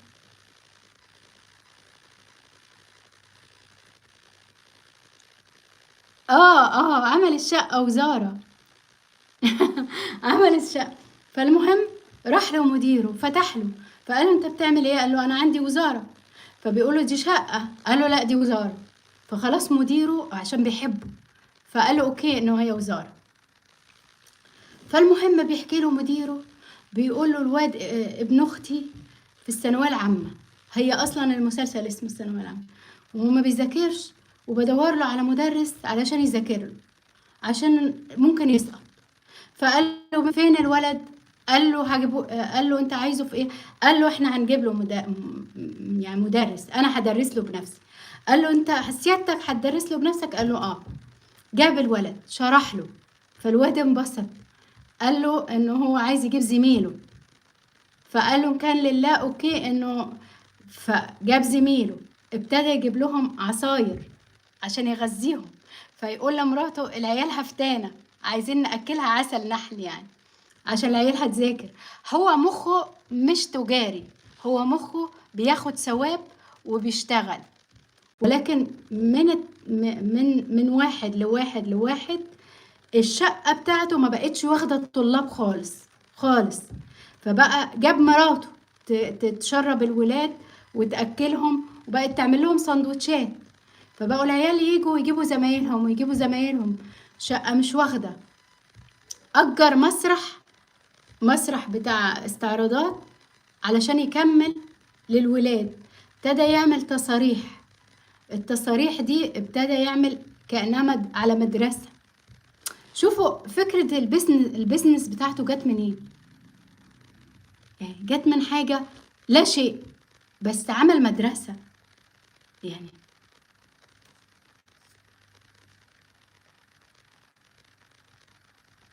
دي مسلسل، ده مسلسل، ده مسلسل عجبني أوي. عجبتني الفكرة انه هو استغل الفراغ بتاعه في بيزنس. هو خلاص اتحل المعاش، ولكن سخر مخه لبزنس تاني هو ما كانش عايزه، ولكن عشان طيبه وان هو عايز يساعد الطلبة فتح مدرسة تقريبا، ابتدى يجيب تراخيص، وابتدت الحكومة تجري وراه. ابتدى يعني أبهات وأمهات الطلبة يروحوا للحكومة يقولوا لهم ولادنا هيضيعوا، زي ما بيقولوا ابتدوا يعملوا مظاهرات علشان يفتح المركز. الفكرة نفسها، انا ما كنتش بسمع مسلسل، الفكرة نفسها عبقرية. هو فتح مدرسة تقريبا، وخلى الطلبة وأبهاتهم وأمهاتهم يساعدوه إن يجبروا الحكومة يعملوا له ترخيص.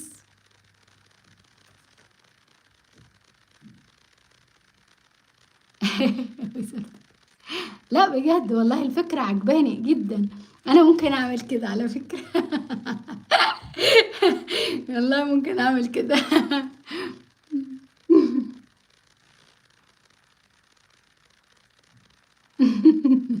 الفكرة حلوة بجد والله.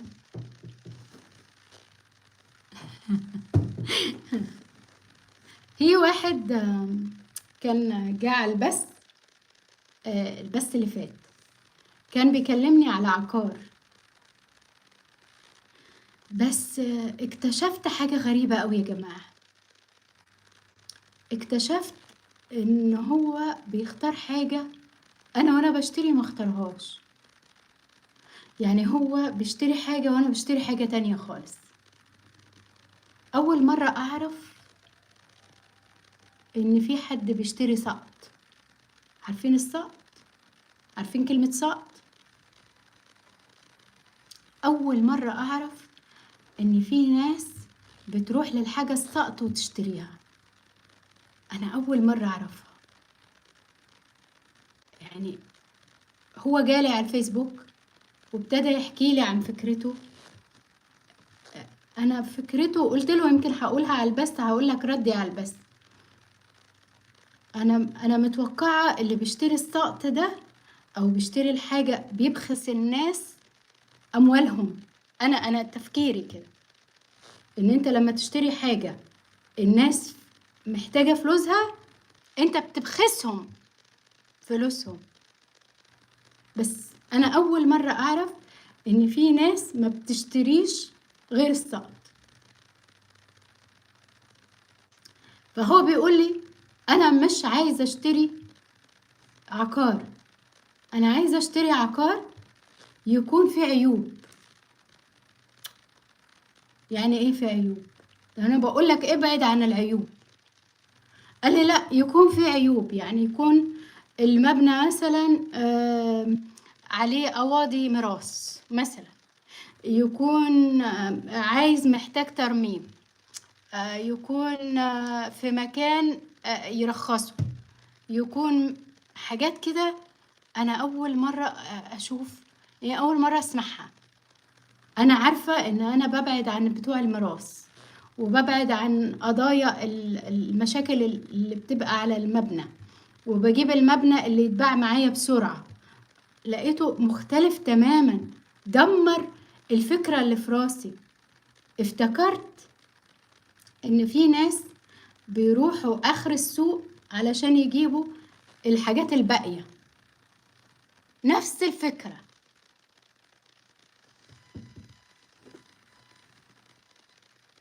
والله انا بجد اول مرة، يعني اذا هو علمني حاجة يبقى كتر خيره، بس انا اول مرة اكتشفها يعني. انا صعقت من الكلام. انا حتى ما عرفتش ارد عليه. انا عشان لو هرد عليه هقول له واللي بيبخسوا الناس اموالهم اخبارهم ايه؟ معرفتش اقوله كده. هو انت دماغك بيزنس وهتكسب، بس تفتكر هتعرف تبيع؟ لو هي مثلا الشقة دي في واحدة متجوزة وحاضنة وجوزها عايز ياخد الشقة منها، انت هنا هتعرف تشتري؟ طب هتشتري من مين؟ طب ميراث اخوات متخانقين وبينهم ضرب، انت ازاي هتشتري؟ طيب مكان مش استراتيجي هتشتري؟ وازاي هتبيع؟ ما انت هتبيع برخيص. ما انا مش فاهمة التركيبة، بس برضو دماغ، يعني برضو دماغ، برضو فكرة جديدة انا معرفهاش قبل كده.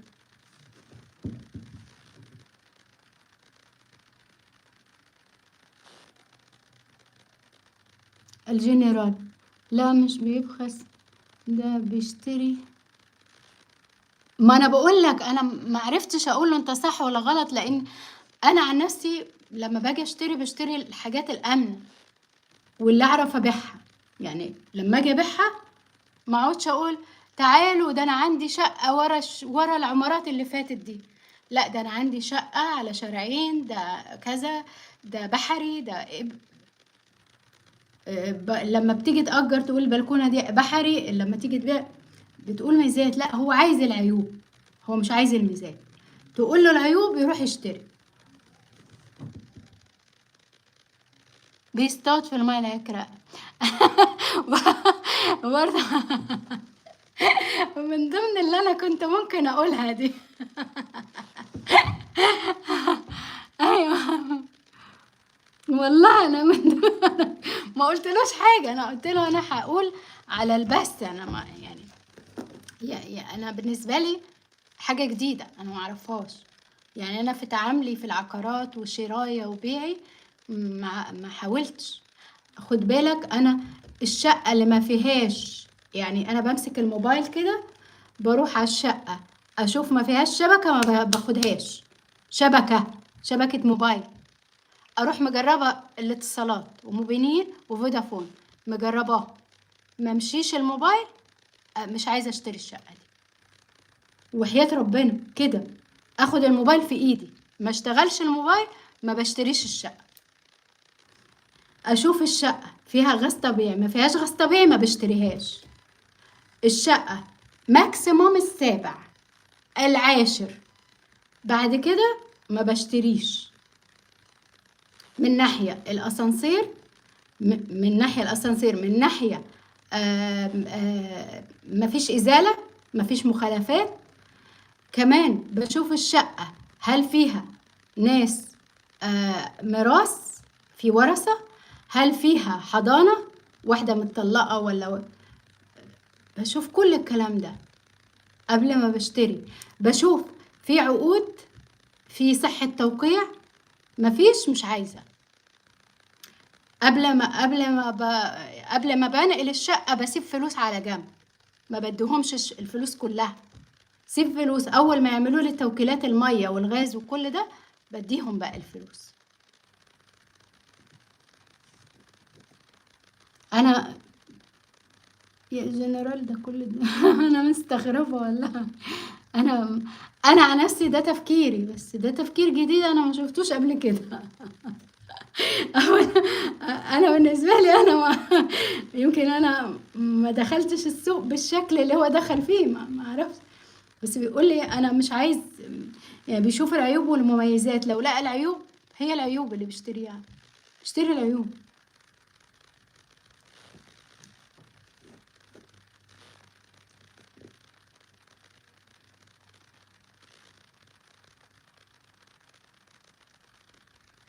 مين؟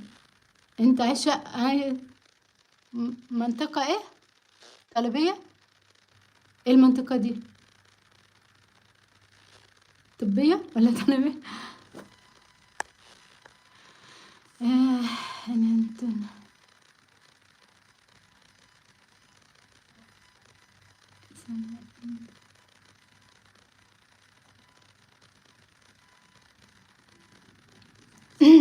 كتر خيرك ده، بس ده مرايتك الحلوة، مرايتك الحلوة يلي انت عامل علامة خضراء، مرايتك الحلوة دي الناس اللي انت تعرفها واشكالك.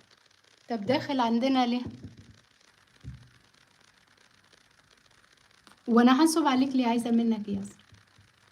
عاوز منك ايه يعني؟ عندك ايه عاوزه اصلا؟ عندك ايه؟ عندك ايه عاوزه؟ يعني عندك حاجه تستاهل اني انصب عليك؟ وانا هنصب عليك، بس قول لي عندك ايه، اعرف بس انت عندك ايه. أم. سيبه سيبه يبان اخلاقه، دي اخلاقه، دي الناس اللي هو بيتعامل معاها واشكاله، فهو بيشوف الناس من منظوره، فعادي يعني، سيبه يتكلم براحته. انا لو مش يعني انا لو اخدته على قد عقله هحذفه من القناه وخلاص، بس انا سيبه، عيل وغلط. آه. لا والله ما يا جنرال، بس انا قلت لك ان انا بخلص المحاضرة وبخلص القصة وبرد على الناس، يعني بخلص القصة وبرد على الناس وبعمل المحاضرة وبعدين ارد على الناس، فاهم؟ فانا عندي فترتين في الرد، بعد القصة برد على الناس، بعد المحاضرة برد على الناس، فالسلبي والايجابي انا برد، ما عنديش مشكلة. وبعدين كل واحد بيشوف الناس بشكله، يعني انت لو شفتني كويسة انت كويس، شفتني وحشة فانت وحش، الناس بتشوف الناس بمرايتها. وبعدين هو عنده ايه اصلا؟ عشان يعني احنا كلنا كده في البث نصابين، ولا كل اليوتيوبر، ولا كل اوكي عايزين منك ايه؟ احنا نعرفك يعني نعرفك يعني خدنا منك ايه مثلا؟ خدنا منك حاجة انت شايلها في جنب مثلا؟ خدنا منك ايه؟ ما هو انا عشان انصب عليك ابقى خدت منك حاجة، طب انا ما خدتش منك حاجة، ازاي نصبت عليك يا زكي؟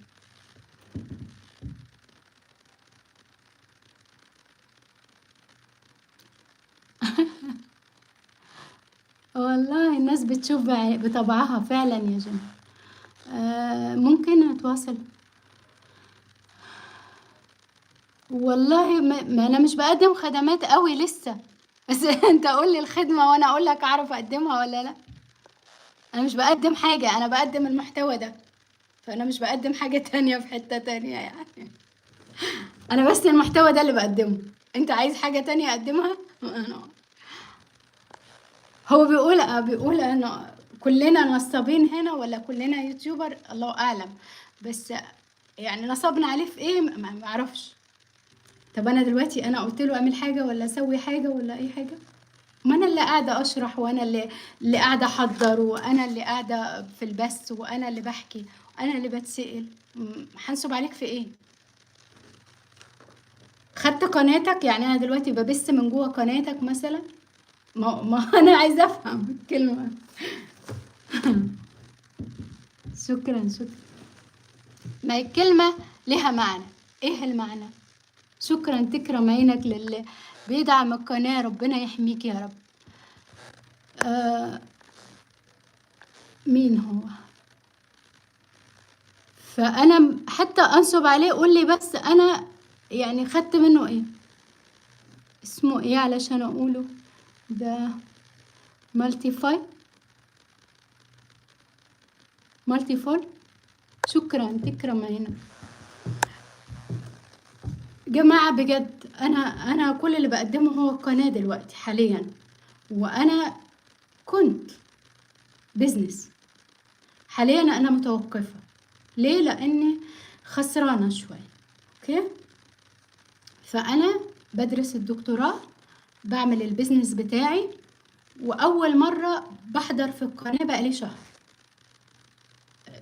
فالقناة انا فاتحاها بقالي 3 سنين، ما استغلتهاش خالص، واي حد مكاني كان استغلها من اول يوم انه يطلع ويظهر فيها. يعني انا لو من 3 سنين بظهر زي ما بظهر الشهر ده، كان زمان القناة دي بقت مستر بيست، بقت اسمه ايه، اسمه ايه اللي هو اسمه ايه اللي بيحكي من الكتب ده، انا نفسي ابقى زيه، ابو زيد.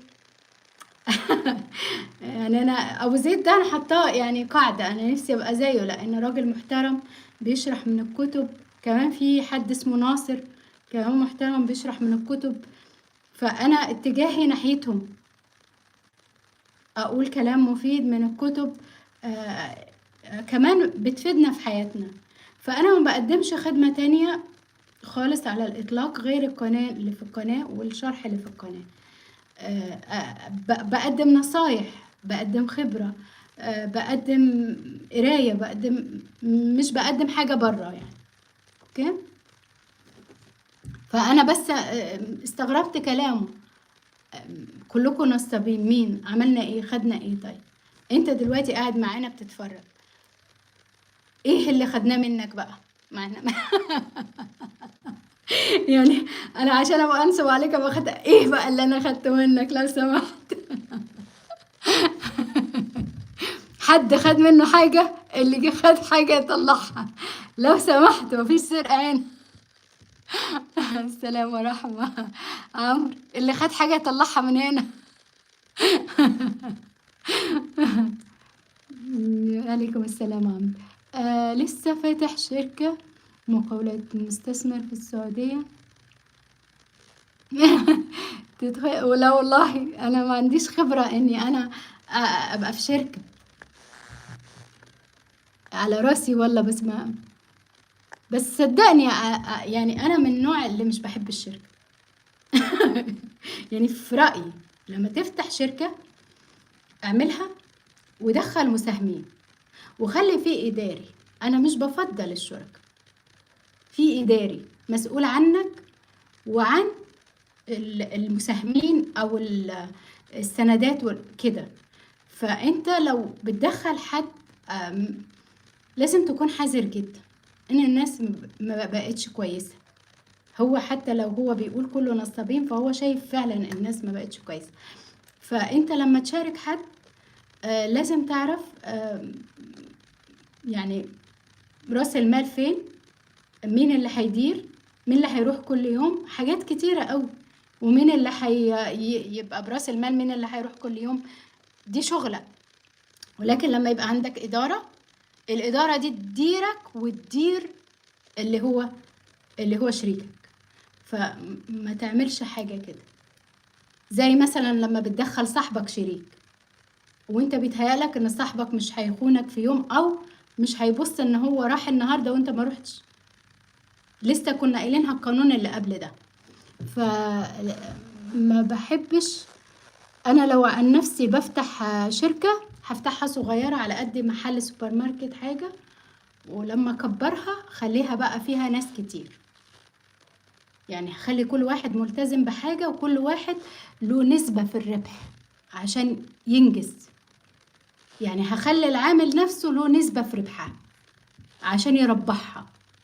فاهمني؟ انا عن نفسي. زلزال فين يا ابني؟ مفيش حاجة يا ابني، الله يسامحك. يا ابني مفيش حاجة، مفيش حاجة. ما ت... أهم حاجة من حساب.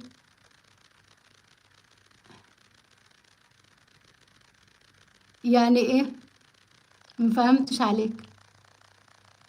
أنا هو ده حسابك، الحساب الأولاني.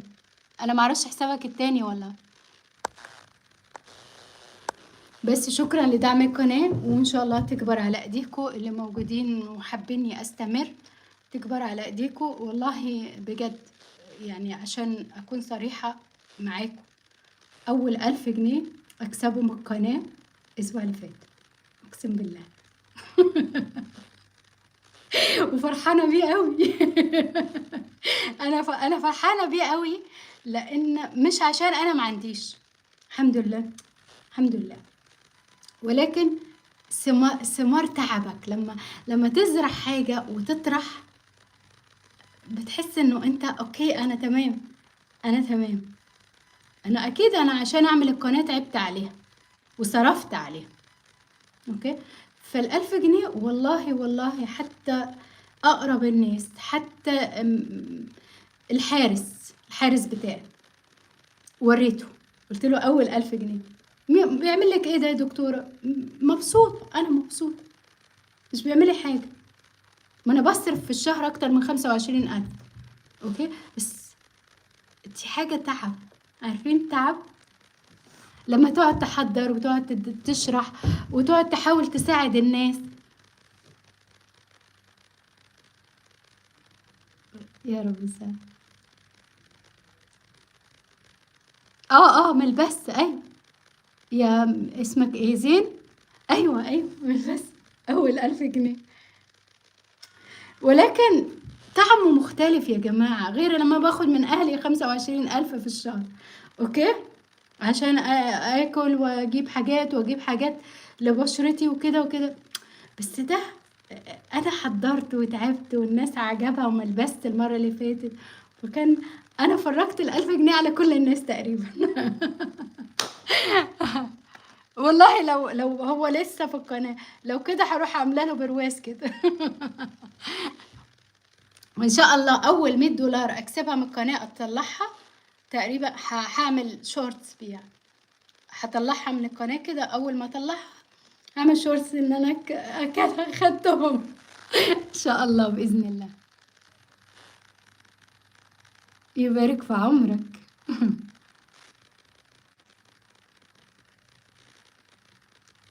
بس الجنيه لما مثلا تروح تشيل حاجه ولا تعمل حاجه، غير لما بتاخد من اهلك ولا بتاخد من استثمارك اللي قبل كده. بس انا دلوقتي تعبت على القناه دي كتير، بقالها 3 سنين دلوقتي، بس لما الاقي فيها فيدباك، الاقي فيها يعني حاجه اسبق. شكرا شكرا. الاقي فيها مرجع لنفسي، اللي هو انا كنت ظلماها، يعني 3 سنين ما طلعتش فيها ليه؟ والله العظيم انا حرمت على نفسي فلوس التيك توك، والله العظيم.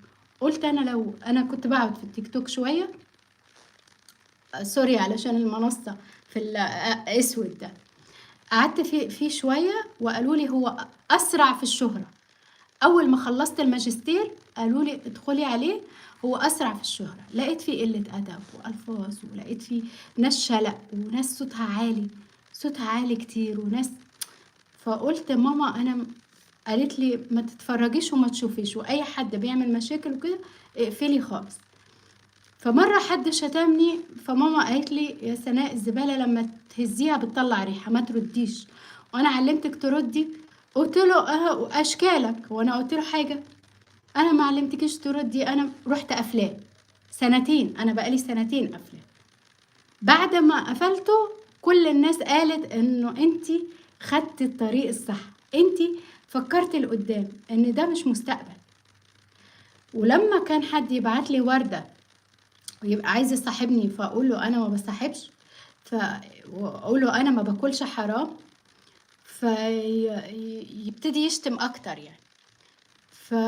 فرحت قفلته وقلت انا عمري مش هاكل حرام، هاكل من تعبي اللي انا تعبته، اللي انا قدمته، اللي انا زرعته، اللي انا شريته. انا هاكل من تعبي، انا مش هودي لامي حاجه لعلاجها حرام. وانا عايزه احجج امي من حرام، انا عايزه احجج امي من حلال، انا عايزه كمان الحلال يمري عليا. ف فما كنتش رحت بقى لما قعدت اجهز في القناه دي، عملت قناه اطفال، عملت قناه كرتون. يعني انا بعد شويه هتلاقوني في قناه الكرتون. قناه الكرتون فيها القصه وفيها مسابقه بس، قصه ومسابقه بس. طيب قناه الكرتون دي عملتها ليه؟ قلت هو كده ده خلاص. الناس اصلا الناس كانت بتحبني اول ما ظهرت على التيك توك، وانا كتير كنت بسكت، يعني يا بشرح يا بسكت. يعني لو ليا فيديوهات هتلاقوني يا بشرح حاجه يا بسكت خالص. ف فقلت خلاص ليه، لان اخويا قال لي انتي هتموتي ومحتواكي هيستمر، فخدي بالك من اللي انتي بتقدميه. فمن هنا قلت خلاص ده مش طريقي خالص، ودي مش الاشكال بتاعتي، اقفل. كان عليه عندي 45,000 متابع، قفلت، فتحت قناة عملت القناة دي، انا عاملاها بقالي 3 سنين، بس قالوا لي اليوتيوب ما حدش بيشوفه. يعني انا عاملاها قبل، قالوا لي اليوتيوب ما حدش بيشوفه، فعايزة تشهري القناة روحي على الايه، على الاسود ده. رحت وسمعت كلام الناس، ولكن بص، اذا انت مختلف عن الوسط لازم الوسط ينطرك. فانا كنت مختلفة عن الموجودين، فاتلفظت، لقيت نفسي لا خالص. فمن سنتين قعدت لا بطلع بس ولا بعمل اي حاجة. عملت كورس التسويق صوتي، يعني انتوا بعد شوية هتشوفوا كورس التسويق صوتي بس. فماما قالت لي طب انتي هتشرحي للناس كده صوت، ما الناس مش سامعاكي، كمان المايك مش مساعدك، يعني صوتك ضعيف. فقلت لها خلاص انا هظهر واشوف الناس هتحب محتوايا ولا لا. فانا بقالي دلوقتي شهر قلت لها ماما من هنا لسنة كتب اللي انا شريتها دي كلها هشرح، شايفينها كلها هشرحها. فان شاء الله كتب اللي شريتها واشتري عليها واشرحها، الزم نفسي سنة اما اشوف القناة دي هتروح فين. ما راحتش يبقى انا مش نافعة، يعني ايه، اعمل تشينج على طول. يعني انت دايما لازم تصبر على الحاجة عشان تنبت. ما مش نبتة خلاص. ما بس اول 1000 جنيه الاسبوع اللي فات قلت خلاص احضر بقى اكمل واستمر. دلوقتي اللي شجعني تكرم عيونك وشكرا ليك. انا فعلا مش بحب اكلف حد، ولكن كمان عايزة قناتي تكبر، وهم البرامج دي مش بتكبر القناة. حتى لو عملت دعاية، انا عملت دعاية ب5000، عملت دعاية بس الدعاية خارجية، يعني الدعاية كانت خارجية، اديتهم لواحد عمل لي دعاية، وقفت المشاهدات تماما، المشاهدات وقفت. ليه؟ لان عشان تعمل دعاية لازم تعملها من القناة، وانا بقى ما حدش قال لي، معرفش. فعملت الدعاية خارج القناة، فراحت موقفة المشاهدات قتلتها. فشكرا شكرا تكرم عيونك، وشكرا لذوقك، وشكرا لذوقكم كلكم، وشكرا ان انتوا سامعيني وبتشجعوني وبتسمعوني كل مرة وبتستنوني. شكرا جنرال، وشكرا كل اللي يعرفوني هنا. وان شاء الله احاول ما اخيبش ظنكم واعمل لكم المحتوى عليه قيمة كده. ان شاء الله. هي التعليقات بعيدة ما بتجيش ولا ايه؟ المهم اقول لكم نكتة ولا اروح على القناة التانية؟ انا معادي على القناة التانية دلوقتي. انا حكيت لكم القصة بتاعت الراديو و... وانتوا ما كنتوش عايزين تسمعوها، بس انا عجباني فكرته، الراجل عجباني قوي، ناجي بيه ده عاجبني قوي. يعني فكرة في راسي من اسبوع، وقلت لكم الفكرة بتاعت المتابع اللي قال لي، وقلت له انا هرد عليك في البث. كان لازم ارد عليه في البث، لان بجد انا مش فاهمة نظريته. لا، والمشكلة انه مثلا لما تعرض على حد، يعني برضو علشان هو لو سمعني يفهم، لما تعرض على حد انه مثلا لما تعرض على حد انه انت عايز تعمل مشروع، وعايز بدل ما تصرف مثلا 15,000 تصرف 8 مثلا، وعايز تشتري الحاجات اللي فيها عيوب، وعايز تعيش عيشة يعني كويسة، اوكي. ومن ضمن اللي انت بتعرض عليه ده بتقوله انا اصلا لو جوزت حد مش بيعمل كده مش هيخسرني. يعني من ضمن اللي بتعرض عليه بتقوله انه انا لما اتجوزك هصرف اقل. يبقى انت كمان اللي بتعرض عليه هتتجوزها سقطة. يعني سقط، قصدي سقط. فهو حتى لو حاضرني دلوقتي، يعني انا طبعا اديته بلوك، لان مش حلو اللي انت حطيت بعد الكلام اللي انا معرفتش ارد عليه.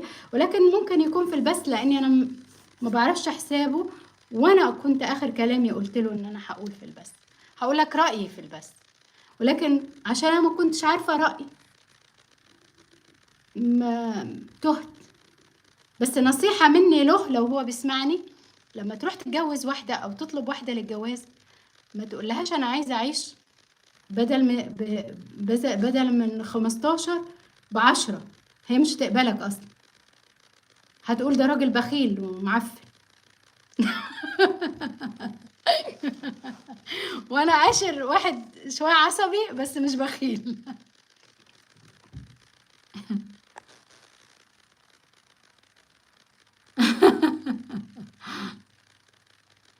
ركزي. في نزيف الارض الزراعية ان شاء الله البث الجاي هكلمك ازاي اشتريتها ان شاء الله.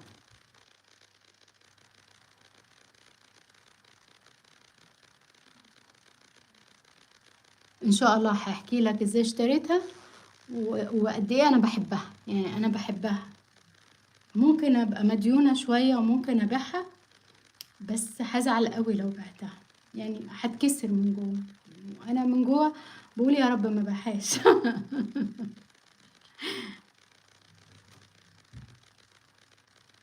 يعني انا كل يوم بتمنى بقول يا رب اشتري عليها ما بهاش، يا رب اشتري عليها ما بهاش.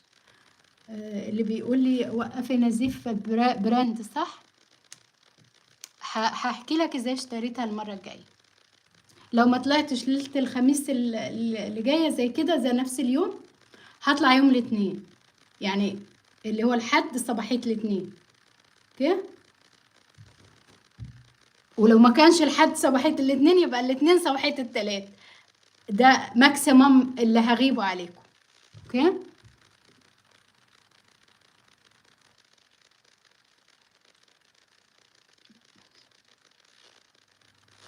والله بجد.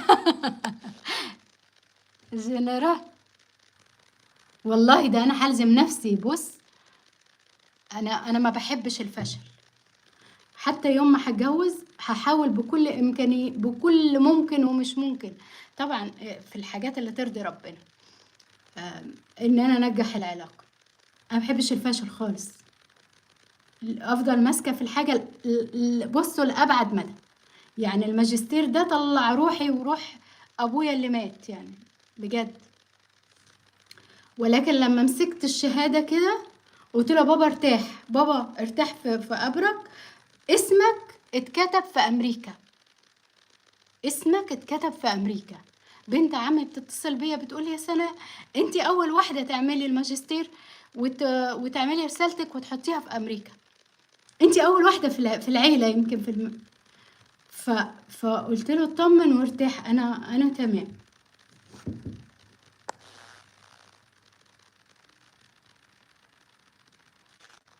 ماله ده؟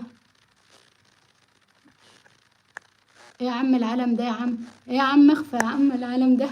اعوذ بالله، اعوذ بالله من الشيطان، اعوذ بك من الخبث والخبائث. انا عضو باحث في المركز القومي للبحوث مغرم بالنباتات بجد. آه انا مغرمه بمسكه الارض، انا مغرمه. يعني حتى لما حد يقول فلاح ومش فلاح، انا مغرمه امسك الارض كده لما تبقى ملكي، امسك رملها. اول شويه رمل مسكتهم كانوا 100 متر، 100 متر، 100 متر. عارفين اللي بيبني فيلا، بيبني فيلا انا بجد. انا جبت، هما مش 100 متر، هما اشتريتهم ب13,000. 200 متر، لا مش 13، اشتريت 200 متر ب26,000. 26 27,000، لان في 5 سمسارة، كان في 5 سمسارة، هما مش ب27، كان في 5 سمسارة اقل من 27، نقصوا 5 يعني. بعد ما خلصت الثانوية العامة وانصدمت في المجموع، انصدمت فيه، قلت انا مش هدخل اكمل كلية. قالوا لي هتعملي ايه؟ قلت لهم هشتري ارض. كان معايا شوية ذهب فبعتهم واشتريت 200 متر.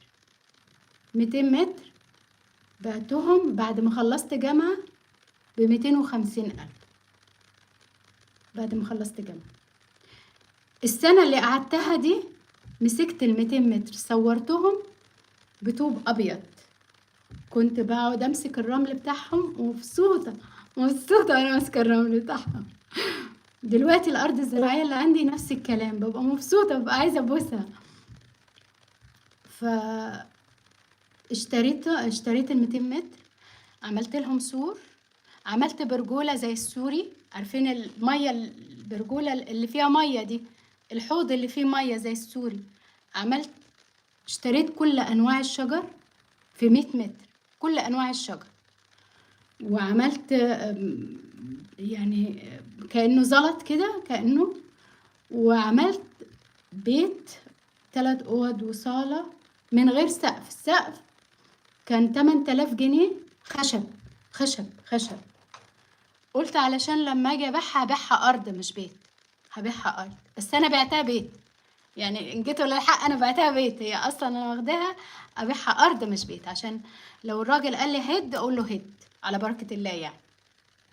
فانا عملت كده وقلت ايه، علشان اللي هيجي يقول لي مش عايز البيت اقول له هد.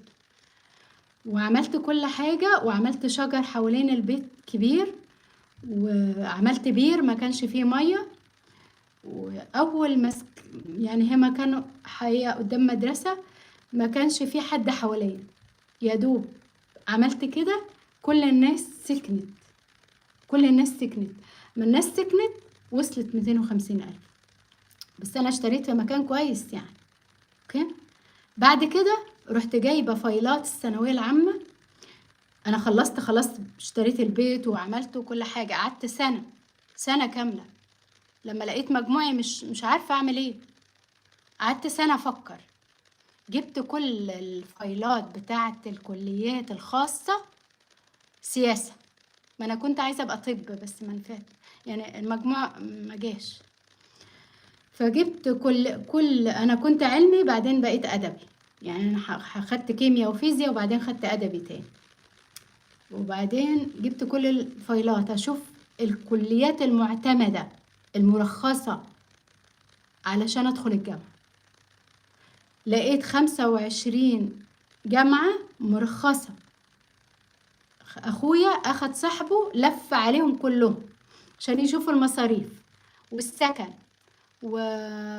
والمسافة والمجموع، لان في كليات بتقبل من 70، في كليات بتقبل من 60 على حسب الجامعة. في الوقت ده كنت بستثمر، يعني انا كنت بستثمر وانا بدرس.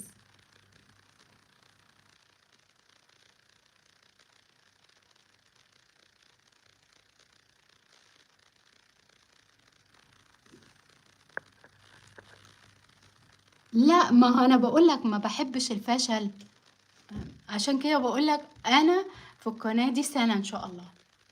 لما هقعد مع حد واحد حتى هكمل مش هلاقي حد هقعد اشرح برضه ان انا خلاص انا خدت، انا لما بقول كلمة بحاول انفذها. انا صاحبة كلمة قوي. فانا قلت لنفسي طالما بدأتي ما تيأسيش، بعد الصبر يبر ان شاء الله. فان شاء الله ربنا يجبر خاطري. واول البشاير ادي النهارده انتوا شفتوا، والاسبوع اللي فات. فان شاء الله حتى القناة نفسها اليوتيوب يرشحها، اليوتيوب نفسه يحبها ويجيب مشاهدات. يعني حتى لو ما كانش حد هداني حاجة، فاليوتيوب نفسه لما يشوف انه في ناس بتحب المحتوى هو هيخليها تتشاهد. انا مشكلتي اول ما كنت بظهر كنت بقول الناس هتقبلني ولا لا، الناس هتتجاوب معايا ولا لا، هل فعلا هقدر افيدهم، هل انا قد المسؤولية كده. على راسي ولا يا جماعة. وانا مبسوطة يا براند والله على نصيحتك كمان. بس انا بقولك فعلا انا بحب الارض الزراعية، يعني فعلا انا لما بروحها، هي هنا في وادي النطرون، انا في اسكندرية دلوقتي، انا بروحها بنام. عارفين اليود بتاع الملاحات، هي هناك عند الملاحات، اليود بشمه وبنام والله، وببقى مرتاحة ومطمئنة. عارف، ابويا قال لي الله يرحمه، لما يبقى عندك متر في متر تطلعي بيه عمارة، بس يبقوا بتوعك. انا كنت لسه ما خلصتش ثانوي عام، كانش لسه مستثمرة اي حاجة خالص في حياتي، بس الكلمة علقت، لازم يبقى عندي متر في متر. ازاي ومنين وفين معرفش، لازم. رحت قلعة الدهب وقلت لاخويا، كان في حد بيبيع فقال لي خلاص نشتري، ولو ما كملش ستي هكملك. حتى لما جيت ابني سور قلت هبني كمان اوضتين، فلما جيت ابني كمان اوضتين قال لي ايه رايك اعمل لك خشب؟ قلت له منين؟ قال لي انا هروح للنجار اجيب لك خشب سقف ب8000. كان وقتها 2000 2011، كان سنة 2011 او 2010 مش فاكرة، لا قبل كده، سنة، لا 2006 2007، لا 2006 2007، ان 2011 انا كنت مخلصة جامعة، 2006 2007. فكتب شيك على نفسه عشان يبسطني وراح جاب لي الخشب وانا كل ما اشوفه اقول يا رب ارزقني من غير كد ولا تعب، يقول لي اسكتي ما انا بكد كل ما اشوف يا رب ارزقني من غير كد ولا تعب يا بنتي ما فيش حاجه اسمها كده، اقول له لا في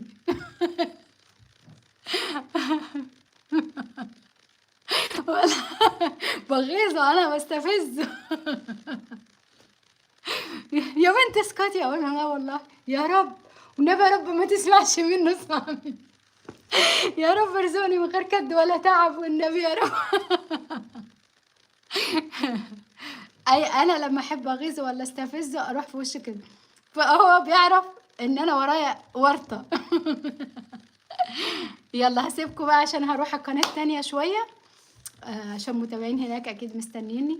بس بجد شكرا لدعمكم، شكرا ان انتوا بتخلوني اتفاعل انا كمان معاكم، مش بس انتوا بتتفاعلوا، لا انا كمان بتفاعل معاكم.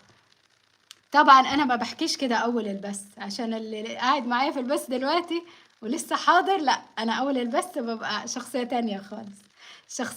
شخصيتي دي سناء، الشخصية التانية اللي المحاضرات يعني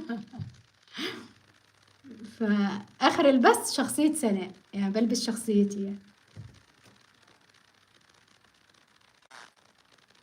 على راسي والله على راسي، وشكرا لدعمك للقناة، تكرم عينك. بس خدمات وكده انا مش بقدم حاجة غير القناة والمحتوى، واذا طبعا عندي خبرة او نصيحة او كده اوكي، انا اوكي. اصل انا هقول لك على حاجة، انا بخاف اقدم حاجة بره، ادي الثقة لحد، وحد يطلب مني مثلا عقار او حد يطلب مني حاجة، وادي الثقة لحد، والحد ده يخذلني انا مع الشخص اللي وصاني الحاجة. لو مش هعملها بنفسي بايدي مش هعرف ابقى يعني مبسوطة. زي اللي هو قال لنا احنا انتوا كلكم نصابين هنا، ده انا ما خدتش منك حاجة. طيب انت اتنصب عليك، انت واحد ضحك عليك، انت دماغك طاقة، انا مالي انا؟ انت من النوع اللي بتاخد على قفاك بالعربي انا مالي انا طب لو احنا نصابين، انت ليه بيتنصب عليك؟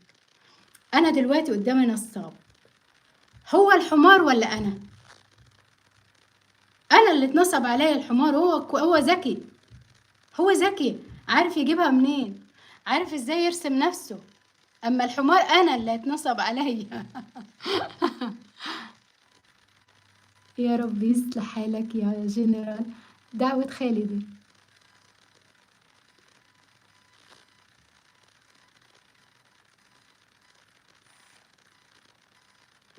والله أنا بقول لك أنا بحب كل حاجة أنا بعملها، ما بستقلش بحاجة. يعني أنا مثلا لما باكل خبزة يابسة كده ناشفة بتبسط قوي إن ربنا اداها لي، ما خدتهاش من حد، بتبسط بطعمها. في في حد أنا سمعته بيقول لك إيه بجد، بس هي يمكن شوية فيها حد بيشرح يعني، بس أنا سمعته وعجبتني يعني الفكرة. فأنت دلوقتي آه، هي لفة، في ناس هتفهمها غلط وفي ناس هتفهمها غلط وفي ناس هتفهم، وهي هتتفهم غلط أصلا. بيقولك إذا ما قدرتش تقاوم استمتع. مفيهاش حاجة تانية. يعني أنت دلوقتي غرقان في شبر مية، مش عارف تعوم، مو خلاص سلم أمرك لله.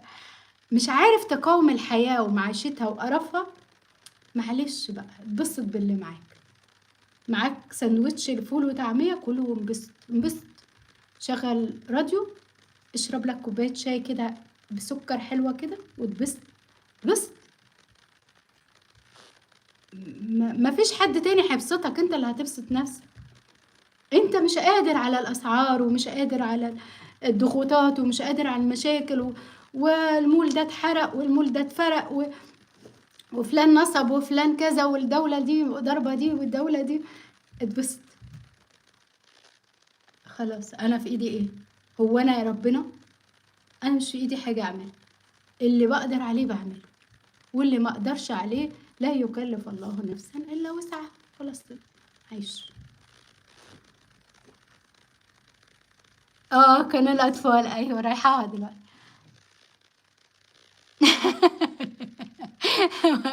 هو عجبتني لان هو راجل صح ولا مش؟ انبسط، عيش يا عالم. الناس كانت عايشة قاعدة في المول النهاردة وماتت. كان لابس كويس وبل... و... هو البلوجر ابن أخته، الله يرحمه ويصبر قلبهم يا رب. فدلوقتي هو راح وتشيك وراح المحل وبيشتغل وخلاص. اتفجرت أنبوبة هيليوم، مات ولا أي حاجة ولا أي حاجة. عاش اللي عاشه، يعني اللي قبل النهاردة بيوم هو عاشه وحلم وطمح وكل وشرب وضحك وكل حاجة. عاش اللي عاشه. فعلا احنا بنسعى وبنحاول ما نخربش في الكون، حاول نبني الكون نعمره، ولكن غير كده مش مطلوب مننا. مش مطلوب مننا، مطلوب مننا ان احنا نتبسط معانا لقمة كويسة، كوباية شاي، عيل نظيف، عيل يعني نظيف اخلاق او نظيف مرض، خلاص نعمة فضل من ربنا. فانت دايما هتقول لربنا ايه؟ يا رب راضيني باللي قسمتهولي. انت قسمتلي رزق ضيق راضيني بيه، انت قسمتلي رزق كتير راضيني بيه، راضي.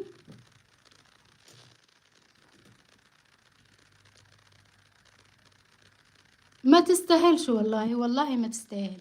انت بتحاول قد ما تقدر انك تأمن حياتك عشان ما تطلبش من اللئيم والناس الوحشة. انت بتحاول وبتشتغل وبتعمل اللي عليك. ربنا عطاك ما عطاكش، شكرا، برضو شكرا، كله شكرا. يمكن هو ما اداكش عشان ما يديكش كمان معاه مرض مثلا، له حكمة. فانت لما بيعطيك بتفرح، ولما مش بيعطيك كمان الحمد لله. انا راضيني يا رب باللي قسمتهولي، راضيني بيه. مش مستاهلة اصلا، مش مستاهلة انه انت تقعد حزين. طب هو اللي قتل عشان يروح يودي بناته المدرسة ده كويس يعني؟ انت عيالك دلوقتي بقوا متشرفين بيك، انت دلوقتي هتتشنق. وديت عيالك المدرسة، عيالك فرحانين بسمعتهم اللي اختربت؟ لا، كنت سيبهم، هم هيتصرفوا، هم انت لو مش موجود هم هيتصرفوا.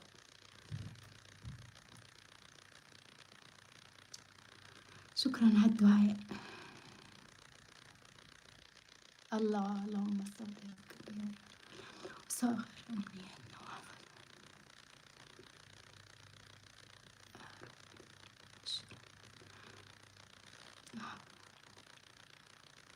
يحييكم. ايوه، توكلت على حي الذي لا يموت ونحن نموت. ايوه، انا بقولها على طول، توكلت على الحي الذي لا يموت ونحن نموت. لا اله الا انت سبحانك اني كنت من الظالمين. انا بحب، يعني اذا ما قدرتش اعمل حاجه اقول لربنا اعملي. فانا لما بحتاس كده اقول يا رب ارزقني من غير كد ولا تعب.